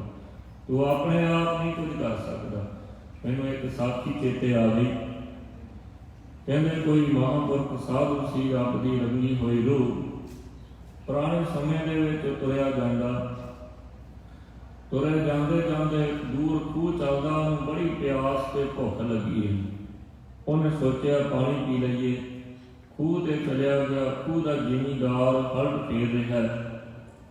ਜਾ ਕੇ ਕੋਲੇ ਆਵਾਜ਼ ਮਾਰ ਕੇ ਕਹਿੰਦਾ ਵੀ ਜ਼ਿਮੀਂਦਾਰਾ, ਵੀ ਮੈਨੂੰ ਪਾਣੀ ਪਿਆ ਦੇ ਬਈ। ਉਹ ਕਹਿਣ ਲੱਗਾ ਖੈਰ ਦੇ ਬਜ਼ੁਰਗੋ, ਬੈਠੋ ਮੈਂ ਪਿਆਉਣਾ। ਉਹਨੇ ਖੂਹ ਰੋਕਿਆ, ਦੇਖਿਆ ਵੀ ਕੋਈ ਭਾਂਡਾ ਤਾਂ ਨੇੜੇ ਹੈ ਨਹੀਂ। ਉਹਨੇ ਮਨ ਵਿੱਚ ਸੋਚਿਆ ਵੀ ਚੱਲ ਕੋਈ ਨਹੀਂ, ਹੁਣ ਸੁੱਚੀ ਚੀਜ਼ ਹੋਰ ਕੋਈ ਹੈ ਨਹੀਂ। ਆਹ ਖੂਹ ਦੀ ਟੈਂਡ ਹੈ, ਬਾਰ-ਬਾਰ ਧੋਤੀ ਜਾਂਦੀ ਹੈ। ਉਹਨੇ ਖੂਹ ਦੀ ਟੈਂਡ ਖੋਲੀ ਹਲਕ ਦੇ ਨਾਲ। ਖੋਲ ਕੇ ਉਹਨੇ ਆਖਿਆ ਵੀ ਖਵਨੀ ਕਿੰਨੀ ਦੂਰ ਤੋਂ ਚੱਲ ਕੇ ਆਇਆ ਆਦਮੀ, ਚਿਹਰਾ ਮੁਰਝਾਇਆ ਹੋਇਆ, ਗਰਮੀ ਦਾ ਸਮਾਂ ਇਤਨਾ। ਉਹ ਕੋਲੇ ਖੂਹ ਤੇ ਗਾਂ ਬੰਨੀ ਹੋਈ ਸੀ। ਉਹਨੇ ਟੈਂਡ ਦੇ ਵਿੱਚ ਪਾਣੀ ਭਰਿਆ ਤੇ ਜਾ ਕੇ ਗਾਂ ਦੀਆਂ ਧਾਰਾਂ ਵਿੱਚ ਮਾਰੀਆਂ ਚਾਰ, ਕੱਚੀ ਲੱਸੀ ਬਣਾ ਕੇ ਉਹ ਬਜ਼ੁਰਗ ਨੂੰ ਦਿੱਤੀ। ਜਿਸ ਵੇਲੇ ਉਹ ਬਜ਼ੁਰਗ ਨੇ ਉਹ ਟੈਂਡ ਮੂੰਹ ਨੂੰ ਲਾਈ, ਕੱਚੀ ਲੱਸੀ ਪੀਤੀ ਤਾਂ ਅੰਦਰ ਸ਼ਾਂਤੀ ਆ ਗਈ। ਅੰਦਰ ਸ਼ਾਂਤ ਹੋ ਗਿਆ, ਭੁੱਖ ਵੀ ਮਿਟ ਗਈ। ਅੱਧਾ ਕੋਹ ਟੈਂਡ ਦੀ ਲੱਸੀ ਕੱਚੀ ਪੀ ਕੇ ਕਹਿਣ ਲੱਗਿਆ ਵੀ ਜ਼ਿਮੀਂਦਾਰਾ, ਤੈਨੂੰ ਕਿਵੇਂ ਪਤਾ ਲੱਗਿਆ ਕਿ ਵੀ ਮੈਨੂੰ ਭੁੱਖ ਵੀ ਲੱਗੀ ਹੋਈ ਸੀ? ਉਹ ਕਹਿਣ ਲੱਗਿਆ ਜੀ ਪਤਾ ਤਾਂ ਨਹੀਂ ਲੱਗਿਆ, ਵੈਸੇ ਹੀ ਮੇਰੇ ਮਨ ਵਿੱਚ ਆਇਆ ਵੀ ਗਰਮੀ ਦਾ ਸਮਾਂ, ਕੱਚੀ ਲੱਸੀ ਠੰਡੀ ਹੈ, ਦੇ ਦਈਏ। ਦੂਰੋਂ ਆਇਆ ਆਦਮੀ। ਉਹ ਕਹਿਣ ਲੱਗਿਆ ਅੱਛਾ। ਕਹਿਣ ਲੱਗਿਆ ਜੀ ਮੇਰੇ ਕੋਲ ਇਹੀ ਕੁਝ ਸੀ, ਹੋਰ ਤਾਂ ਹੈ ਨਹੀਂ, ਨਾ ਕੋਈ ਪ੍ਰਸਾਦਾ ਨਾ ਕੋਈ ਹੋਰ ਸਾਧਨ। ਉਹ ਕਹਿੰਦਾ ਅੱਛਾ ਬੈਠ ਮੇਰੇ ਕੋਲੇ। ਉਹਨੇ ਕੋਲੇ ਬਿਠਾ ਕੇ ਉਹ ਮਹਾਂਪੁਰਖ ਨੇ, ਸਾਧੂ ਨੇ, ਕਹਿਣ ਲੱਗਿਆ ਚੰਗਾ ਤੇਰੇ ਕੋਲੇ ਇਹੀ ਕੁਝ ਸੀ, ਤੂੰ ਮੈਨੂੰ ਦੇ ਦਿੱਤਾ, ਹੁਣ ਜੋ ਕੁਝ ਮੇਰੇ ਕੋਲੇ ਆ ਉਹ ਮੈਂ ਤੈਨੂੰ ਦੇ ਦਿੰਦਾ। ਉਹਨੇ ਕੋਲੇ ਬਿਠਾ ਕੇ ਬਾਂਹ ਫੜੀ ਤੇ ਬਾਂਹ ਫੜ ਕੇ ਕਹਿਣ ਲੱਗਿਆ ਮੇਰੇ ਮਗਰ ਮਗਰ ਕਹਿ ਵਾਹਿਗੁਰੂ ਵਾਹਿਗੁਰੂ ਵਾਹਿਗੁਰੂ। ਐਸਾ ਉਹਦੀ ਬਾਂਹ ਫੜ ਕੇ ਵਾਹਿਗੁਰੂ ਵਾਹਿਗੁਰੂ ਕਹਾਇਆ ਤੇ ਉਹਨੂੰ ਸਦਾ ਵਾਸਤੇ ਇਸ ਸੰਸਾਰ ਦੀ ਤ੍ਰਿਸ਼ਨਾ, ਸੰਸਾਰ ਦੀ ਵਾਸਨਾ, ਸੰਸਾਰ ਦਾ ਜਿੰਨਾ ਵੀ ਉਹਦੇ ਅੰਦਰ ਬੰਧਨ ਸੀ ਸਭ ਟੁੱਟ ਗਏ। ਐਸੀ ਲਿਵ ਜੁੜੀ ਵਾਹਿਗੁਰੂ ਵਾਹਿਗੁਰੂ ਉਹਨੂੰ ਆਪਣੇ ਸਾਰੇ ਰੋਮ ਵਿੱਚੋਂ ਸੁਣਨ ਲੱਗ ਗਿਆ। ਐਸਾ ਰਸ ਆਇਆ ਜਿਸ ਵੇਲੇ ਅੱਖਾਂ ਖੋਲੀਆਂ ਉਹ ਪਹਿਲਾਂ ਵਾਲਾ ਜ਼ਿਮੀਂਦਾਰ ਨਹੀਂ ਰਿਹਾ। ਉਹਦੇ ਅੰਦਰ ਰਹਿਮਤ ਵਰਤ ਗਈ ਹੈ। ਉਹ ਸਾਧੂ ਨੇ ਆਪਣੀ ਸੰਗਤ ਦੀ ਰੰਗਤ ਬਖਸ਼ ਦਿੱਤੀ ਹੈ। ਮਹਾਰਾਜ ਸੱਚੇ ਪਾਤਸ਼ਾਹ ਕਹਿੰਦੇ ਸੰਤ ਟਹਿਲ ਕੀ ਬੇਲਾ, ਇਹਾ ਖਾਟ ਚਲੋ ਹਰ ਲਾਹਾ। ਉਹ ਰੱਬ ਦੇ ਪਿਆਰਿਆਂ ਦੀ ਸੇਵਾ ਕਰਨ ਦਾ ਵੇਲਾ, ਤਾਂ ਕਿ ਉਹਨਾਂ ਦੀ ਸੇਵਾ ਵਿੱਚੋਂ ਰੰਗਤ ਮਿਲੇਗੀ, ਤਾਂ ਫਿਰ ਇੱਥੇ ਰਹਿੰਦਾ ਹੋਇਆ ਤੂੰ ਲਾਹਾ ਖੱਟੇਗਾ ਤੇ ਉਹ ਅੱਗੇ ਪਰਮੇਸ਼ਰ ਦੇ ਦਰ ਤੇ ਤੇਰਾ ਵਸਣਾ ਸਹਿਲਾ ਹੋਵੇਗਾ। ਔਦ ਘਟਾ ਦਿਨ ਸਰਣਾਰੇ, ਉਮਰ ਤੇਰੀ ਦਿਨ ਤੇ ਰਾਤ ਕਰਕੇ ਘਟ ਰਹੀ ਹੈ। ਮਨ ਗੁਰ ਮਿਲ ਕਾਜ ਸਵਾਰੇ, ਇਸ ਕਰਕੇ ਮਨ ਦਿਨ ਤੇ ਪਹਿਰ ਪਹਿਰ ਤੇ ਘੜੀਆ ਆਪ ਘਟੈ ਜਾਂ ਤਿੰਨ ਜਾਂ ਲਿਆ, ਆਪਣਾ ਜੀਵਨ ਸਫਲ ਕਰਨ ਵਾਲਾ ਕਾਰਜ ਸਵਾਰਦਾ ਰਹਾਉ। ਵਿਸਰਾਮ ਦੇ ਕੇ ਕਹਿੰਦੇ ਇਹੋ ਸੰਸਾਰ ਵਿਕਾਰ ਸੰਸੇ ਮਹਿ, ਇਹ ਸਾਰਾ ਸੰਸਾਰ ਵਿਕਾਰਾਂ ਦੇ ਵਿੱਚ ਤੇ ਸੰਸਿਆਂ ਦੇ ਵਿੱਚ। ਤਰਿਓ ਬ੍ਰਹਮ ਗਿਆਨੀ, ਇਹ ਸਾਰਾ ਸੰਸਾਰ ਵਿਕਾਰਾਂ ਵਿੱਚ ਤੇ ਸੰਸਿਆਂ ਦੇ ਨਾਲ ਭਰਿਆ ਹੋਇਆ ਹੈ। ਇੱਥੋਂ ਇੱਕੋ ਇੱਕ ਤਰਦਾ ਜਿਹੜਾ ਬ੍ਰਹਮ ਦਾ ਗਿਆਨ ਰੱਖਣ ਵਾਲਾ, ਜਿਹਨੇ ਆਪਣੇ ਅੰਦਰ ਬ੍ਰਹਮ ਜਿਹਨੇ ਆਪਣੇ ਅੰਦਰ ਬ੍ਰਹਮ ਨੂੰ ਪੈਦਾ ਕਰ ਲਿਆ, ਜਿਹਦੀ ਅਵਸਥਾ ਐਸੀ ਹੋ ਗਈ ਜਹ ਜਹ ਦੇਖੋ ਤਹ ਹਜੂਰ। ਜਰੇ ਜਰੇ ਵਿੱਚ ਵਾਹਿਗੁਰੂ ਪਰਮੇਸ਼ਰ ਦਿਸਣ ਲੱਗ ਗਿਆ। ਜਰੇ ਜਰੇ ਵਿੱਚ ਪਰਮੇਸ਼ਰ ਦੀ ਸ਼ਕਤੀ ਦੀ, ਪਰਮੇਸ਼ਰ ਦੀ ਵਿਆਪਕਤਾ ਦਾ ਜਿਹਨੂੰ ਰਸ ਆਉਣ ਲੱਗ ਗਿਆ। ਉਹ ਬ੍ਰਹਮ ਨੂੰ ਜਾਣਨ ਵਾਲਾ, ਬ੍ਰਹਮ ਦੇ ਗਿਆਨ ਵਾਲਾ, ਉਹ ਸਾਧੂ ਗੁਰਮੁਖ ਰੱਬ ਦਾ ਪਿਆਰਾ, ਉਹ ਇਹ ਸੰਸਾਰ ਤੋਂ ਤਰਦਾ ਹੈ। ਧੰਨ ਧੰਨ ਧੰਨ ਜਨ ਆਇਆ, ਜਿਹ ਪ੍ਰਸਾਦ ਸਭ ਜਗਤ ਤਰਾਇਆ। ਜਨ ਆਲਮ ਕਾ ਇਹ ਸੁਆਵ, ਜਨ ਕੈ ਸੰਗ ਚਿਤ ਆਵੈ ਨਾਉ। ਆਪ ਮੁਕਤ ਮੁਕਤ ਕਰੈ ਸੰਸਾਰ, ਤਰਿਓ ਬ੍ਰਹਮ ਗਿਆਨੀ। ਮਹਾਰਾਜ ਸੱਚੇ ਪਾਤਸ਼ਾਹ ਕਹਿੰਦੇ ਉਹ ਰੱਬ ਦੇ ਪਿਆਰੇ ਤੇ ਵਿਕਾਰੀ ਤੇ ਸੰਸਿਆਂ ਨਾਲ ਭਰੇ ਹੋਏ ਸੰਸਾਰ ਤੋਂ ਤਰਦੇ ਹਨ। ਜਿਸ ਹੈ ਜਗਾਏ ਕੀ ਆਵੈ ਹੋ ਰਸ, ਅਕਥ ਕਥਾ ਤਿਨ ਜਾਣੀ। ਉਹਨਾਂ ਨੇ ਇਹ ਪਰਮੇਸ਼ਰ ਦੀ ਅਕਥ ਕਥਾ, ਅਚਰਜ ਕਥਾ ਜਾਣ ਲਈ ਹੈ ਤੇ ਸਤਿਗੁਰੂ ਨੇ ਆਪ ਉਹਨਾਂ ਨੂੰ ਜਗਾ ਕੇ ਇਹ ਆਤਮ ਰਸ ਪਿਆ ਦਿੱਤਾ। ਮਹਾਰਾਜ ਸੱਚੇ ਪਾਤਸ਼ਾਹ ਜੀ ਨੇ ਆਪ ਰਸ ਦੀ ਦਾਤ ਬਖਸ਼ਿਸ਼ ਕੀਤੀ ਹੈ ਉਹਨਾਂ ਨੂੰ, ਜਿਨ੍ਹਾਂ ਨੇ ਵਾਹਿਗੁਰੂ ਪਰਮੇਸ਼ਰ ਦੇ ਨਾਮ ਦੀ ਕਮਾਈ ਕੀਤੀ ਹੈ। ਸਤਿਗੁਰੂ ਨੇ ਆਪ ਰਹਿਮ ਕਰਕੇ ਉਹਨਾਂ ਨੂੰ ਜਗਾਇਆ। ਮਹਾਰਾਜ ਸੱਚੇ ਪਾਤਸ਼ਾਹ ਜੀ ਨੇ ਉਹਨਾਂ ਦੇ ਪੱਲੇ ਵਿੱਚ ਆਪ ਰਸ ਪਾਇਆ। ਹਰ ਰਸ ਪਾਏ ਪੱਲੇ ਪੀਆ ਹਰ ਰਸ। ਉਹਨਾਂ ਦੇ ਪੱਲੇ ਵਿੱਚ ਜਦੋਂ ਰਸ ਪੈ ਗਿਆ ਤੇ ਫਿਰ ਬਾਰ-ਬਾਰ ਜਨਮ ਮਰਨ ਤੋਂ ਵੀ ਖੜਾ ਛੁੱਟ ਗਿਆ। ਇਹ ਸੰਸਿਆਂ ਤੇ ਵਿਕਾਰਾਂ ਭਰੇ ਸੰਸਾਰ ਤੋਂ ਵੀ ਤਰ ਜਾਂਦੇ ਆ। ਜਾ ਕੋ ਆਏ ਸੋਈ ਬਿਹਾਜੋ। ਮਹਾਰਾਜ ਸੱਚੇ ਪਾਤਸ਼ਾਹ ਸਿੱਖਿਆ ਬਖਸ਼ਿਸ਼ ਕਰਦੇ, ਕਹਿੰਦੇ ਜਿਸ ਵਪਾਰ ਕਰਨ ਵਾਸਤੇ ਮਨੁੱਖ ਤੂੰ ਆਇਆ ਉਸ ਵਪਾਰ ਨੂੰ ਕਰ। ਜਿਸ ਕੰਮ ਵਾਸਤੇ ਆਏ ਜਾ ਕੋ ਆਏ, ਜਿਸ ਕੰਮ ਵਾਸਤੇ ਆਏ ਸੋਈ ਬਿਹਾਜੋ, ਉਹਦਾ ਵੰਜ ਕਰ, ਉਸ ਕੰਮ ਨੂੰ ਕਰ ਜਿਹੜੇ ਵਾਸਤੇ ਆਇਆ ਹੈ। ਹਰ ਗੁਰ ਤੇ ਮਨ ਹੈ ਬਸੇਰਾ। ਹਾਂ, ਜਿਸ ਕਰਕੇ ਵਾਹਿਗੁਰੂ ਪਰਮੇਸ਼ਰ ਜੋ ਹਰੇ ਭਰੇ ਕਰਨ ਵਾਲਾ, ਉਹਦੇ ਨਾਮ ਦਾ ਤੇਰੇ ਅੰਦਰ ਵਸੇਬਾ ਹੋ ਜਾਵੇ। ਵਾਹਿਗੁਰੂ ਪਰਮੇਸ਼ਰ ਦਾ ਨਾਮ ਤੇਰੇ ਅੰਦਰ ਵਸ ਜਾਵੇ। ਨਿਜ ਘਰ ਮਹਿਲ ਪਾਓ ਸੁਖ ਸਹਜੇ। ਇਹ ਜਿਹੜਾ ਨਿਜ ਘਰ ਸਰੀਰ ਨਿਜ ਘਰ ਹੈ, ਜਾਂ ਅਸੀਂ ਕਹਿ ਲਓ ਨਿਜ ਪਦ ਸਾਡਾ, ਜਦੋਂ ਉਹਦੇ ਵਿੱਚ ਅਸੀਂ ਜਾ ਕੇ ਸਾਡੀ ਸੁਰਤ ਟਿਕੇਗੀ ਤਾਂ ਮਹਿਲ ਪਾਓ। ਵਾਹਿਗੁਰੂ ਪਰਮੇਸ਼ਰ ਦਾ ਦਰ ਮਹਿਲ ਸਾਨੂੰ ਪ੍ਰਾਪਤ ਹੋਵੇਗਾ। ਪੋਰ ਨਾ ਹੋਏ ਗੋ ਫੇਰਾ। ਸੁਖ ਸਹਿਜੇ, ਇਹ ਜਿਹੜਾ ਸਦਾ ਸਹਿਜ ਸੁਖ ਹੈ ਸਾਨੂੰ ਪ੍ਰਾਪਤ ਹੋ ਜਾਵੇਗਾ। ਵਾਹਰ ਨਾ ਹੋਏਗੋ ਫੇਰਾ, ਫਿਰ ਬਾਰ-ਬਾਰ ਸਾਡਾ ਸੰਸਾਰ ਤੇ ਆਉਣਾ ਫੇਰਾ ਨਹੀਂ ਹੋਵੇਗਾ। ਬਾਰ-ਬਾਰ ਸਾਨੂੰ ਜਨਮ ਨਹੀਂ ਮਿਲੇਗਾ। ਅੰਤਰ ਜਾਮੀ ਪੁਰਖ ਵਿਦਾਤੇ। ਇਹ ਅੰਤਰਜਾਮੀ, ਅੰਦਰ ਦੀ ਜਾਣਨ ਵਾਲੇ ਵਾਹਿਗੁਰੂ ਪਰਮੇਸ਼ਰ, ਪੁਰਖ ਵਿਆਪਕ ਸਰੂਪ ਪਰਮੇਸ਼ਰ, ਅੰਤਰਜਾਮੀ ਪੁਰਖ ਵਿਧਾਤੇ, ਸਾਰੀ ਸ੍ਰਿਸ਼ਟੀ ਨੂੰ ਸਾਜਣ ਵਾਲੇ ਵਿਧਾਤਾ ਸਰੂਪ ਪਰਮੇਸ਼ਰ। ਸਰਦਾ ਮਨ ਕੀ ਪੂਰੇ। ਮਹਾਰਾਜ ਸੱਚੇ ਪਾਤਸ਼ਾਹ ਕਹਿੰਦੇ ਇੱਕ ਸਾਡੀ ਬੇਨਤੀ ਹੈ, ਸ਼ਰਧਾ ਸਾਡਾ ਪ੍ਰੇਮ ਹੈ ਸਾਡਾ ਐਸਾ ਕਿ ਉਹ ਪੂਰੀ ਕਰ ਦੇਵੋ। ਨਾਨਕ ਦਾਸ ਇਹ ਸੁਖ ਮਾਗੈ। ਮਹਾਰਾਜ ਸੱਚੇ ਪਾਤਸ਼ਾਹ ਕਹਿੰਦੇ ਵੀ ਅਸੀਂ ਇਹੋ ਹੀ ਇੱਕ ਗੱਲ ਮੰਗਦੇ ਹਾਂ, ਇਹੀ ਇੱਕ ਸੁੱਖ ਮੰਗਦੇ ਹਾਂ। ਮੋਹ ਕਰ ਸੰਤਨ ਕੀ ਧੂਰੇ। ਤੇ ਸਾਨੂੰ ਰੱਬ ਦੇ ਪਿਆਰਿਆਂ ਦੇ ਚਰਨਾਂ ਦੀ ਧੂੜ ਬਣਾ ਦਿਓ। ਰੱਬ ਦੇ ਪਿਆਰਿਆਂ ਦੀ ਧੂੜੀ ਸਾਨੂੰ ਬਖਸ਼ ਦਿਓ, ਜਾਂ ਉਹਨਾਂ ਦੇ ਉਪਦੇਸ਼ ਰੂਪੀ ਸਾਨੂੰ ਧੂੜੀ ਬਖਸ਼ ਦਿਓ। ਸਤਿਗੁਰੂ ਸੱਚੇ ਪਾਤਸ਼ਾਹ ਕਹਿੰਦੇ ਅਰਦਾਸ ਕਰਦੇ ਹਾਂ। ਕਿਉਂ ਜੀ? ਕਿਉਂਕਿ ਜੋ ਪਰਮੇਸ਼ਰ ਦੇ ਪਿਆਰੇ ਹਨ, ਉਹਨਾਂ ਦੇ ਚਰਨਾਂ ਦੀ ਧੂੜ ਗੰਗਾ, ਜਮਨਾ, ਗੋਦਾਵਰੀ ਆਦਿ ਇਹ ਜਿਹੜੀਆਂ ਸਭ ਦੇ ਪਾਪਾਂ ਨੂੰ ਲਾਹੁਣ ਵਾਲੀਆਂ, ਜਿਨ੍ਹਾਂ ਤੇ ਜਾ ਕੇ ਲੋਕ ਇਸ਼ਨਾਨ ਕਰਕੇ ਕਹਿੰਦੇ ਪਵਿੱਤਰ ਹੋ ਜਾਂਦੇ ਆ, ਉਹ ਵੀ ਸਾਧੂਆਂ ਦੇ ਚਰਨਾਂ ਦੀ ਧੂੜ ਲੋਚਦੀਆਂ। ਉਹ ਵੀ ਕਹਿੰਦੀਆਂ ਸਾਡੇ ਵਿੱਚ ਆ ਕੇ ਸਾਧੂ ਚਰਨ ਪਾਉਣ ਰੱਬ ਦੇ ਪਿਆਰੇ, ਤਾਂ ਸਾਡੇ ਜਿਹੜੇ ਪਾਪ ਹੈ, ਜਿਨ੍ਹਾਂ ਪਾਪਾਂ ਨਾਲ ਅਸੀਂ ਮੈਲੀਆਂ ਹੋ ਗਈਆਂ, ਅਸੀਂ ਵੀ ਪਵਿੱਤਰ ਹੋ ਜਾਈਏ। ਸੋ ਇਸ ਕਰਕੇ ਸਤਿਗੁਰੂ ਸਾਹਿਬ ਕਹਿੰਦੇ ਚਰਨਾਂ ਦੀ ਧੂੜ ਸਾਨੂੰ, ਰੱਬ ਦੇ ਪਿਆਰਿਆਂ ਦੇ ਚਰਨਾਂ ਦੀ ਧੂੜ ਸਾਨੂੰ ਪ੍ਰਾਪਤ ਹੋਣੀ ਚਾਹੀਦੀ ਹੈ। ਜਿਸ ਕਰਕੇ ਸਾਡੇ ਮਨ ਦਾ ਜਿਹੜਾ ਸੁੱਖ ਹੈ, ਜਾਂ ਸਾਨੂੰ ਸਦੀਵੀ ਸੁੱਖ ਸਾਨੂੰ ਪ੍ਰਾਪਤ ਹੋ ਜਾਵੇ। ਸਤਿਗੁਰੂ ਸੱਚੇ ਪਾਤਸ਼ਾਹ ਦੇ ਰੱਬ ਦੇ ਪਿਆਰੇ, ਜਿਨ੍ਹਾਂ ਨੇ ਉਹਨਾਂ ਦੀ ਸੰਗਤ ਮਾਣੀ, ਰੱਬ ਦੇ ਪਿਆਰਿਆਂ ਦੀ ਜਿਨ੍ਹਾਂ ਨੂੰ ਸੰਗਤ ਪ੍ਰਾਪਤ ਹੋਈ ਹੈ, ਉਹੀ ਇਹ ਗੱਲ ਜਾਣਦੇ ਆ ਕਿ ਗੁਰੂ ਦੇ ਪਿਆਰਿਆਂ ਦੀ ਸੰਗਤ ਵਿੱਚ ਰਹਿਣ ਦਾ ਸੁੱਖ ਕਿਹੋ ਜਿਹਾ ਹੁੰਦਾ। ਗੁਰੂ ਦੇ ਪਿਆਰਿਆਂ ਦੀ ਸੰਗਤ ਵਿੱਚ ਰਹਿ ਕੇ ਆਨੰਦ ਕਿਹੋ ਜਿਹਾ ਹੁੰਦਾ। ਰੱਬ ਦੇ ਪਿਆਰਿਆਂ ਦੀ ਸੰਗਤ ਜਿਹੜੀ ਹੈ, ਉਹ ਸਦਾ ਵਾਸਤੇ ਸਾਡੇ ਬੰਧਨ ਤੋੜ ਦਿੰਦੇ। ਸੰਤ ਬਾਬਾ ਅਤਰ ਸਿੰਘ ਜੀ ਮਾਸੂਆਣੇ ਵਾਲੇ, ਉਹਨਾਂ ਦੇ ਜੀਵਨ ਵਿੱਚ ਇੱਕ ਸਾਖੀ ਲਿਖੀ ਹੈ ਬੜੀ ਸੁੰਦਰ। ਉਹ ਕਹਿਣ ਲੱਗੇ ਵੀ ਉਹ ਪਾਕਿਸਤਾਨ ਲਾਹੌਰ ਆਪਣਾ ਦੀਵਾਨ ਸਜਾਇਆ ਸੀ ਉਹਨਾਂ ਨੇ ਆਪਣੇ ਦੀਵਾਨ ਵਿੱਚ ਸਾਖੀ ਸੁਣਾਈ ਕਿ ਜਿਹੜਾ ਪਰਮੇਸ਼ਰ ਹੈ ਤੁਹਾਡੀਆਂ ਫਾਹੀਆਂ ਕੱਟ ਦਿੰਦਾ, ਤੁਹਾਡੀਆਂ ਫਾਂਸੀਆਂ ਕੱਟ ਦਿੰਦਾ, ਤੁਹਾਡੇ ਬੰਧਨ ਕੱਟ ਦਿੰਦਾ। ਉੱਥੇ ਇੱਕ ਮੁਸਲਮਾਨ ਸੀ, ਉਹ ਰੋਜ਼ ਆ ਕੇ ਉਹਨਾਂ ਦਾ ਦੀਵਾਨ ਸੁਣਿਆ ਕਰੇ। ਉਹਦੇ ਅੰਦਰ ਇਹ ਗੱਲ ਘਰ ਕਰ ਗਈ ਕਿ ਜਿਹੜਾ ਖੁਦਾ ਹੈ, ਜਿਹੜਾ ਪਰਮੇਸ਼ਰ ਹੈ, ਉਹ ਤੁਹਾਡੀ ਫਾਹੀ ਕੱਟ ਦਿੰਦਾ। ਉਹ ਦਿਨ ਪਰ ਰਾਤ ਪਰਮੇਸ਼ਰ ਨੂੰ ਯਾਦ ਕਰਿਆ ਕਰੇ, ਬੰਦਗੀ ਕਰਿਆ ਕਰੇ। ਸਮਾਂ ਐਸਾ ਆਇਆ, ਕਿਸੇ ਨੇ ਉਹਦਾ ਝੂਠਾ ਨਾਂ ਲਾ ਕੇ ਉਹਦੇ ਜੁਮੇ ਕਤਲ ਪਵਾ ਦਿੱਤਾ।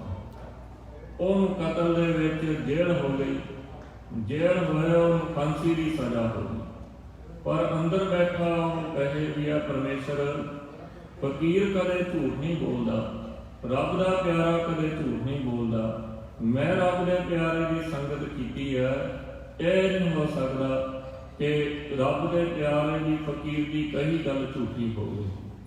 ਤਾਂ ਉਸ ਵੇਲੇ ਜਦੋਂ ਉਹਨੇ ਐਸੀਆਂ ਅਰਦਾਸਾਂ ਕਰਦਾ, ਸੰਤ ਬਾਬਾ ਅਤਰ ਸਿੰਘ ਜੀ ਮਾਤੂਆਣੇ ਵਾਲੇ ਸੰਗਰੂਰ ਰਹਿੰਦੇ, ਆਪਣੇ ਗੁਰਵਈ ਨੂੰ ਸੇਵਾਦਾਰ ਨੂੰ ਕਹਿੰਦੇ ਚੱਲ ਵੀ ਕੱਲ ਨੂੰ ਲਾਹੌਰ ਚੱਲਣਾ। ਉਹ ਕਹਿਣ ਲੱਗਾ ਜੀ ਐਸੀ ਕੀ ਗੱਲ ਹੋ ਗਈ ਹੈ? ਕਹਿਣ ਲੱਗੇ ਨਹੀਂ ਜ਼ਰੂਰ ਜਾਣਾ ਲਾਹੌਰ। ਕਹਿੰਦੇ ਨੌਕਰ ਦਾ ਕੰਮ ਹੁੰਦਾ ਆਪਣੇ ਮਾਲਕ ਦਾ ਹੁਕਮ ਮੰਨਣਾ। ਕਹਿੰਦੇ ਅਸੀਂ ਪਰਮੇਸ਼ਰ ਦੇ ਨੌਕਰ ਹਾਂ, ਮਾਲਕ ਦਾ ਹੁਕਮ ਆਇਆ ਚਲੋ ਵੀ ਚੱਲੀਏ। ਲਾਹੌਰ ਨੂੰ ਚਲੇ ਗਏ। ਜਾ ਕੇ ਲਾਹੌਰ ਟਾਂਗਾ ਕੀਤਾ, ਜੇਲ੍ਹ ਵਿੱਚ ਚਲੇ ਗਏ। ਜਾ ਕੇ ਕਹਿੰਦੇ ਵੀ ਫਲਾਣੇ ਆਦਮੀ ਨੂੰ ਮੈਂ ਪੜ੍ਹਿਆ ਸੀ ਨਾ, ਹੁਣ ਬਹੁਤ ਚਿਰ ਹੋ ਗਿਆ, ਨਾਮ ਨਿਸਰ ਗਿਆ ਮੈਨੂੰ ਉਹਦਾ। ਕਹਿੰਦੇ ਵੀ ਫਲਾਣੇ ਆਦਮੀ ਨੂੰ ਮਿਲਣਾ, ਉਹਦੀ ਮੁਲਾਕਾਤ ਕਰਨੀ। ਉਸ ਦਿਨ 4 ਵਜੇ ਦਾ ਹੁਕਮ ਦਿੱਤਾ ਕਿ ਅੱਜ 4 ਵਜੇ ਉਹਨੂੰ ਫਾਂਸੀ ਦੇ ਦੇਣੀ। ਤਾਂ ਉਸ ਵੇਲੇ ਉਹ ਜੇਲ੍ਹ ਦਾ ਜਿਹੜਾ ਸੰਤਰੀ ਸੀ ਉਹ ਕਹਿੰਦਾ ਜੀ ਫਲਾਣੇ ਉਹਦਾ ਕੋਠੀ ਨੰਬਰ ਹੈ, ਉੱਥੇ ਹੈ। ਉਹ ਕਹਿੰਦੇ ਸਾਨੂੰ ਕੋਲੇ ਲੈ ਚੱਲੋ ਉਹਦੇ। ਉਹ ਜੇਲ੍ਹ ਦੇ ਵਿੱਚ ਬੈਠਾ, ਉਹ ਕੋਲੇ ਲੈ ਗਏ। ਉਹ ਜਾ ਕੇ ਕਹਿੰਦੇ ਜੀ ਉਹ ਸਾਹਮਣੇ ਬੈਠਾ ਆਦਮੀ, ਉਹਨੇ ਅੱਖਾਂ ਬੰਦ ਕੀਤੀਆਂ ਹੋਈਆਂ, ਪਰਮੇਸ਼ਰ ਅੱਲਾ ਦੀ ਯਾਦ ਦੇ ਵਿੱਚ ਜੁੜਿਆ ਹੋਇਆ ਤੇ ਅੱਖਾਂ ਉਹਦੀਆਂ ਬੈਰਾਗ ਵਿੱਚ ਭਿੱਜੀਆਂ ਹੋਈਆਂ। ਜਦੋਂ ਜਾ ਕੇ ਸੰਤ ਅਤਰ ਸਿੰਘ ਜੀ ਮਾਤੂਆਣੇ ਵਾਲਿਆਂ ਨੇ ਮਹਾਂਪੁਰਖਾਂ ਨੂੰ ਆਵਾਜ਼ ਮਾਰੀ ਉਹਦਾ ਨਾਮ ਲੈ ਕੇ, ਪਿੱਛੇ ਮੁੜ ਕੇ ਦੇਖਿਆ ਕਿ ਜਿਸ ਫਕੀਰ ਦੇ ਤਾਈਂ ਕਹਿ ਰਿਹਾ, ਸਾਧੂ ਦੇ ਤਾਈਂ ਕਹਿ ਰਿਹਾ ਅੱਲਾ, ਕਦੇ ਫਕੀਰ ਦਰਵੇਸ਼ ਕਦੇ ਝੂਠ ਨਹੀਂ ਬੋਲਦਾ। ਤੇ ਕਹਿਣ ਲੱਗੇ ਵੀ ਕੀ ਗੱਲ ਹੈ? ਕਹਿੰਦੇ ਵੀ 4 ਵਜੇ ਮੈਨੂੰ ਫਾਂਸੀ ਲੱਗ ਜਾਣੀ। ਕਹਿੰਦੇ ਤੇਰੇ ਅੰਦਰ ਭਰੋਸਾ ਹੈ ਕਿ ਤੂੰ ਇਹ ਮੰਨ ਲਈ ਗੱਲ ਕਿ ਪਰਮੇਸ਼ਰ ਖੁਦਾ ਜਿਹੜਾ ਉਹ ਗਲ ਦੀਆਂ ਫਾਹੀਆਂ ਕੱਟ ਦਿੰਦਾ, ਉਹ ਜ਼ਰੂਰ ਤੇਰੀ ਗਲ ਦੀ ਫਾਹੀ ਕੱਟੇਗਾ, ਤੂੰ ਚਿੰਤਾ ਨਹੀਂ ਕਰਨੀ। ਇੰਨੀ ਗੱਲ ਕਹਿ ਕੇ ਆ ਗਏ। ਸ਼ਾਮ ਨੂੰ 4 ਵਜਣ ਤੋਂ ਪਹਿਲਾਂ ਪਹਿਲਾਂ ਉਹੀ ਬੰਦਾ ਲੱਭ ਗਿਆ ਅਸਲੀ, ਜਿਹਨੇ ਕਤਲ ਕੀਤਾ ਸੀ। ਉਹਨੂੰ ਜੇਲ੍ਹ ਤੋਂ ਕੱਢ ਦਿੱਤਾ ਤੇ ਅਸਲੀ ਬੰਦੇ ਨੂੰ ਫਾਂਸੀ ਦੇ ਦਿੱਤੀ। ਸੰਤ ਬਾਬਾ ਸੁੰਦਰ ਸਿੰਘ ਜੀ ਭਿੰਡਰਾਂ ਵਾਲੇ ਮਹਾਂਪੁਰਖ, ਉਹਨਾਂ ਦੇ ਜੀਵਨ ਵਿੱਚ ਵੀ ਇਹ ਸਾਖੀ ਲਿਖੀ ਹੈ। ਪਟਿਆਲੇ ਵਾਲਾ ਰਾਜਾ ਭੁਪਿੰਦਰ ਸਿੰਘ ਇੰਗਲੈਂਡ ਵਿੱਚ ਪੜ੍ਹਦਾ ਸੀ। ਗੋਪਾਰਾਏ ਤੋਂ ਸੰਤ ਗੁਰਦਿਆਲ ਸਿੰਘ ਜੀ, ਜਥੇਦਾਰ ਗੁਰਦਿਆਲ ਸਿੰਘ ਜੀ ਮਹਾਂਪੁਰਖਾਂ ਦੇ ਵਿਦਿਆਰਥੀ ਸਨ। ਸੰਤ ਬਾਬਾ ਸੁੰਦਰ ਸਿੰਘ ਜੀ ਦੇ ਉਹ ਇਹਦੇ ਭੁਪਿੰਦਰ ਸਿੰਘ ਦੇ ਰਾਜੇ ਦੇ ਨਾਲ, ਪਟਿਆਲੇ ਵਾਲੇ ਨਾਲ ਇੰਗਲੈਂਡ ਵਿੱਚ ਪੜ੍ਹੇ। ਇਹਦਾ ਪਿਤਾ ਨੇ ਭੁਪਿੰਦਰ ਸਿੰਘ ਦੇ ਨੇ, ਰਾਜੇ ਦੇ ਨੇ ਉਹਦੀ ਡਿਊਟੀ ਲਾਈ ਸੀ ਉਹਨਾਂ ਦੀ ਜਥੇਦਾਰ ਜੀ ਦੀ ਕਿ ਭਾਈ ਜੇ ਕੋਈ ਗੱਲ ਹੋਵੇ, ਕਿਸੇ ਗਲਤ ਫਲਤ ਰਸਤੇ ਤੇ ਪਵੇ ਤਾਂ ਸਾਨੂੰ ਚਿੱਠੀ ਲਿਖਣੀ। ਉਹਨਾਂ ਨੇ ਜਥੇਦਾਰ ਗੁਰਦਿਆਲ ਸਿੰਘ ਜੀ ਉਹਨਾਂ ਨੇ ਚਿੱਠੀ ਲਿਖ ਦਿੱਤੀ ਇਹਦੇ ਪਿਤਾ ਨੂੰ ਵੀ ਤੁਸੀਂ ਇਹਨੂੰ ਵਾਪਸ ਮੰਗਾ ਲਵੋ, ਇਹਦੇ ਵਾਸਤੇ ਇੱਥੇ ਰਹਿਣਾ ਠੀਕ ਨਹੀਂ। ਹੋਰ ਵੀ ਜਿਹੜੀਆਂ ਗੱਲਾਂ ਸੀ ਲਿਖ ਦਿੱਤੀਆਂ। ਉਹਨਾਂ ਨੇ ਉਹ ਚਿੱਠੀ ਪੜ੍ਹੀ ਤੇ ਉਹਨੂੰ ਭੁਪਿੰਦਰ ਸਿੰਘ ਨੂੰ, ਰਾਜੇ ਨੂੰ, ਪਟਿਆਲੇ ਵਾਲੇ ਨੂੰ ਵਾਪਸ ਸੱਦ ਲਿਆ। ਸਮਾਂ ਲੰਘਿਆ, ਉਹ ਰਾਜ ਦਾ ਮਾਲਕ ਬਣਿਆ। ਉਹਨੇ ਜਥੇਦਾਰ ਜੀ ਨੂੰ ਉਹਨਾਂ ਦੇ ਮਿੱਤਰ ਇਕੱਠੇ ਪੜ੍ਹੇ ਸੀ ਆਪਣੇ ਕੋਲ ਰੱਖਿਆ ਵੀ ਤੁਸੀਂ ਮੇਰੇ ਕੋਲ ਰਹਿਣਾ, ਤੁਸੀਂ ਮੇਰੇ ਮਿੱਤਰ ਹੈ। ਇੱਕ ਦਿਨ ਉਹਨੂੰ ਉਹ ਚਿੱਠੀ ਲੱਭ ਗਈ, ਲਿਖੀ ਹੋਈ ਚਿੱਠੀ। ਉਹਨੇ ਪੜ੍ਹ ਕੇ ਉਹ ਹੈਰਾਨ ਹੋਇਆ ਕਿ ਅੱਛਾ, ਮੈਂ ਤਾਂ ਇਹਨਾਂ ਨੂੰ ਆਪਣਾ ਮਿੱਤਰ ਸਮਝਦਾ ਸਾਂ, ਇਹਨੇ ਚਿੱਠੀ ਮੇਰੀ ਲਿਖੀ ਮੇਰੇ ਪਿਤਾ ਨੂੰ, ਇਸ ਕਰਕੇ ਉਹਨਾਂ ਨੇ ਮੈਨੂੰ ਸੱਦਿਆ ਉੱਥੋਂ। ਉਹਨੇ ਗੁੱਸੇ ਵਿੱਚ ਆ ਕੇ ਕਹਿ ਦਿੱਤਾ ਬਈ ਇਹ ਜਿਹੜੇ ਜਥੇਦਾਰ ਗੁਰਦਿਆਲ ਸਿੰਘ ਜੀ ਨੂੰ, ਵੀ ਗੁਰਦਿਆਲ ਸਿੰਘ ਜੀ ਨੂੰ ਫਾਂਸੀ ਦੀ ਸਜ਼ਾ ਦੇ। ਤੇ ਕੋਲੇ ਸੱਦ ਕੇ ਕਹਿ ਦਿੱਤਾ ਵੀ ਗੁਰਦਿਆਲ ਸਿੰਘ ਤੂੰ ਆਪਣੇ ਘਰ ਆਖਰੀ ਮਿਲ ਕੇ ਆਉਣਾ ਚਾਹੁੰਦਾ ਤਾਂ ਜੀ ਸੱਦ ਕੇ ਮਿਲਿਆ ਤੇ ਤੈਨੂੰ ਫਾਂਸੀ ਦੀ ਸਜ਼ਾ ਹੈ। ਉਹ ਕਹਿੰਦੇ ਠੀਕ ਹੈ ਜੀ। ਉਹ ਆਪਣੇ ਘਰ ਨੂੰ ਆਏ ਤਾਂ ਨੇੜੇ ਉਹਨਾਂ ਦੇ ਪਿੰਡ ਦੇ ਮਹਾਂਪੁਰਖਾਂ ਦਾ ਦੀਵਾਨ ਸੀ, ਸੰਤ ਬਾਬਾ ਸੁੰਦਰ ਸਿੰਘ ਜੀ ਮਹਾਂਪੁਰਖ ਭਿੰਡਰਾਂ ਵਾਲਿਆਂ ਦਾ। ਉਹ ਦੀਵਾਨ ਵਿੱਚ ਚਲੇ ਗਏ, ਜਾ ਕੇ ਮਹਾਂਪੁਰਖਾਂ ਨੂੰ ਬੇਨਤੀ ਕੀਤੀ ਵੀ ਆਹ ਗੱਲ ਹੋ ਗਈ। ਉਹਨਾਂ ਨੇ ਸਾਰੀ ਗੱਲ ਸੁਣਾ ਦਿੱਤੀ। ਮਹਾਂਪੁਰਖ ਕਹਿਣ ਲੱਗੇ ਵੀ ਇੱਕ ਪਾਸੇ ਹੋ ਜਾ, ਦੇਖ ਜੇ ਤੂੰ ਰਾਜੇ ਕੋਲ ਜਾਣਾ ਉੱਥੇ ਵੀ ਮੌਤ ਹੈ, ਜੇ ਸਾਡੇ ਕੋਲ ਰਹਿਣਾ ਤੇ ਸਾਡੇ ਕੋਲੇ ਵੀ ਖੱਪਣ ਪਾ ਕੇ ਰਹਿਣਾ ਪਊਗਾ। ਇੱਥੇ ਵੀ ਮੌਤ, ਇੱਥੇ ਵੀ ਮਰ ਕੇ ਪਰਮੇਸ਼ਰ ਦੇ ਦਰ ਤੇ ਪ੍ਰਵਾਨ ਹੋਣਾ, ਪਰ ਉੱਥੇ ਤੈਨੂੰ ਉਹਨੇ ਫਾਂਸੀ ਦੇ ਕੇ ਮਾਰ ਦੇਣਾ। ਇਹ ਫੈਸਲਾ ਕਰ ਲੈ। ਵੀ ਅੱਜ ਤੋਂ ਬਾਅਦ ਤੂੰ ਮੁੜ ਕੇ ਘਰ ਨਹੀਂ ਜਾਣਾ, ਇੱਥੇ ਸਾਡੇ ਕੋਲ ਰਹਿਣਾ। ਕਹਿਣ ਲੱਗਿਆ ਜੀ ਮਰਨਾ ਤੇ ਹੈ ਹੀ, ਪਰਮੇਸ਼ਰ ਦੇ ਦਰ ਤੇ ਪ੍ਰਵਾਨ ਹੋ ਕੇ ਮਰੀਏ। ਕਹਿਣ ਲੱਗੇ ਮਹਾਂਪੁਰਖਾਂ ਨੇ ਨਾ ਖਪਣੀ ਅਲਪੀ ਕਹਿੰਦੇ, ਹੁਣ ਵੀ ਸਿੰਘ ਆਲ ਪਾਉਂਦੇ ਆ ਕੁੜਤਿਆਂ ਦੇ ਥੱਲੇ ਵੀ ਖਪਣੀ। ਮਹਾਂਪੁਰਖ ਜ਼ਿਆਦਾ ਵੀ ਪਾਉਂਦੇ ਸਨ ਸੰਤ ਬਾਬਾ ਸੁੰਦਰ ਸਿੰਘ ਜੀ। ਉਹਨਾਂ ਨੇ ਕਹਿੰਦੇ ਉਹ ਖਪਣੀ ਮੰਗਾ ਕੇ ਪਾ ਦਿੱਤੀ ਵੀ ਲੈ ਅੱਜ ਤੋਂ ਇਹ ਸਰੀਰ ਤੇ ਸਮਝ ਲੈ ਤੂੰ ਮੈਂ ਖਪਣ ਪਾ ਲਿਆ। ਕਹਿੰਦੇ ਜਾ, ਜਦੋਂ ਤੂੰ ਉਹਦੀ ਕਚਹਿਰੀ ਵਿੱਚ ਜਾਵੇਂਗਾ ਤੈਨੂੰ ਗਏ ਨੂੰ ਉੱਠ ਕੇ ਜੱਫੀ ਪਾ ਕੇ ਮਿਲੇਗਾ ਰਾਜਾ। ਉਹੀ ਗੱਲ ਹੋਈ। ਜਥੇਦਾਰ ਗੁਰਦਿਆਲ ਸਿੰਘ ਜੀ ਹੁਣੀ ਜਿਹੜਾ ਉਹ ਕਿਹਾ ਸੀ ਵੀ ਤੈਨੂੰ ਆਉਣਾ ਪੈਣਾ ਮੁੜ ਕੇ, ਜਦੋਂ ਵਾਪਸ ਗਏ ਜਾਂਦੇ ਨੂੰ ਉਹ ਰਾਜੇ ਨੇ ਮਨ ਵਿੱਚ ਸੋਚਿਆ ਮਨਾ ਜੇ ਚਿੱਠੀ ਨਾ ਲਿਖਦਾ ਗੁਰਦਿਆਲ ਸਿੰਘ, ਮੈਂ ਉੱਥੇ ਬੇਅੰਤ ਪੁੱਠੇ ਸਿੱਧੇ ਕੰਮ ਹੋਰ ਗਲਤ ਰਸਤੇ ਪੈ ਜਾਂਦਾ, ਮੇਰੀ ਜ਼ਿੰਦਗੀ ਖਰਾਬ ਹੋ ਜਾਣੀ ਸੀ, ਰਾਜ ਕਿਸੇ ਨੂੰ ਹੋਰ ਮਿਲ ਜਾਣਾ ਸੀ, ਮੈਂ ਰੁਲਦਾ ਫਿਰਦਾ।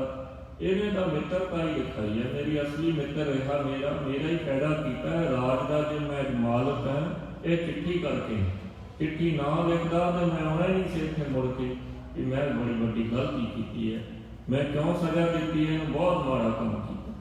ਜਦ ਨੂੰ ਦੂਸਰੇ ਦਿਨ ਜਥੇਦਾਰ ਗੁਰਦਿਆਲ ਸਿੰਘ ਜੀ ਉਹ ਵੀ ਆ ਕੇ ਕਚਹਿਰੀ ਵਿੱਚ ਹਾਜ਼ਰ ਹੋਏ ਤਾਂ ਰਾਜਾ ਭੁਪਿੰਦਰ ਸਿੰਘ ਉੱਠ ਕੇ ਜੱਫੀ ਪਾ ਕੇ ਮਿਲਿਆ। ਕਹਿਣ ਲੱਗਿਆ ਗੁਰਦਿਆਲ ਸਿੰਘ ਜੀ ਮੇਰੇ ਤੋਂ ਗਲਤੀ ਹੋ ਗਈ ਹੈ, ਮੈਂ ਤੁਹਾਨੂੰ ਗਲਤੀ ਵਿੱਚ ਕਹਿ ਰਿਹਾ ਹੈਗਾ। ਉਹ ਕਹਿੰਦੇ ਹੁਣ ਨਹੀਂ, ਹੁਣ ਕੰਮ ਨਿਬੜ ਚੁੱਕਿਆ। ਆਹ ਜੋ ਮੈਂ ਗਲ ਵਿੱਚ ਪਾ ਕੇ ਆਇਆ ਨਾ ਇਹ ਸਾਧੂਆਂ ਦੀ ਰਹਿਮਤ ਹੋਈ ਹੈ ਮੇਰੇ। ਮੇਰਾ ਜੀਵਨ ਤੂੰ ਖਤਮ ਕਰ ਦੇਣਾ ਸੀ, ਮੈਨੂੰ ਫਾਂਸੀ ਦੇ ਦੇਣੀ ਸੀ, ਹੁਣ ਮੈਂ ਮਰ ਚੁੱਕਿਆ ਪਰ ਗਿਆ ਸਾਧੂਆਂ ਦੇ ਦਰ ਤੇ। ਇਹ ਜੋ ਮੇਰੇ ਗਲ ਵਿੱਚ ਪਾਤਾ ਹੁਣ ਮੈਂ ਨਿਭਾਊਂਗਾ। ਉਹਨਾਂ ਨੇ 22 ਕਥਾ ਕੀਤੀਆਂ ਗੁਰੂ ਗ੍ਰੰਥ ਸਾਹਿਬ ਜੀ ਦੀਆਂ ਗੋਪਾ ਰਾਜ ਰਹਿ ਕੇ। ਇਸ ਕਰਕੇ ਮਹਾਰਾਜ ਸਾਹਿਬ ਜੀ ਕਹਿ ਰਹੇ ਹੈ ਮੋਹ ਕੋ ਕਰ ਸੰਤਨ ਕੀ ਧੂਰੇ, ਇਹੀ ਸੁਖ ਮੰਗਦੇ ਆ ਕਿ ਸਾਨੂੰ ਰੱਬ ਦੇ ਪਿਆਰਿਆਂ ਦੀ ਧੂੜ ਬਖਸ਼ ਦਿਓ। ਜਿਨ੍ਹਾਂ ਨੂੰ ਪ੍ਰਾਪਤ ਹੋਈ ਹੈ ਉਹ ਜਾਣਦੇ ਆ। ਕਹਿ ਕਬੀਰ ਗੂੰਗੇ ਗੁਰ ਖਾਇਆ, ਪੁੱਛੇ ਤੇ ਕਿਆ ਕਹਿੰਦੇ, ਉਹ ਨਹੀਂ ਦੱਸ ਸਕਦੇ। ਰੱਬ ਦੇ ਪਿਆਰਿਆਂ ਦੀ ਸੰਗਤ, ਰੱਬ ਦੇ ਚਰਨਾਂ ਦੀ, ਰੱਬ ਦੇ ਪਿਆਰਿਆਂ ਦੀ ਚਰਨਾਂ ਦੀ ਧੂੜ ਦਾ ਕੈਸਾ ਆਨੰਦ ਹੈ। ਸਤਿਗੁਰੂ ਰਹਿਮ ਕਰ, ਸਤਿਗੁਰੂ ਦਾ ਪਾਵਨ ਉਪਦੇਸ਼ ਹਿਰਦੇ ਵਿੱਚ ਵਸੇ, ਹੋਈਆਂ ਬੇਅੰਤ ਭੁੱਲਾਂ ਦੀ ਮਾਫੀ ਬਖਸ਼ਣੀ ਜੀ।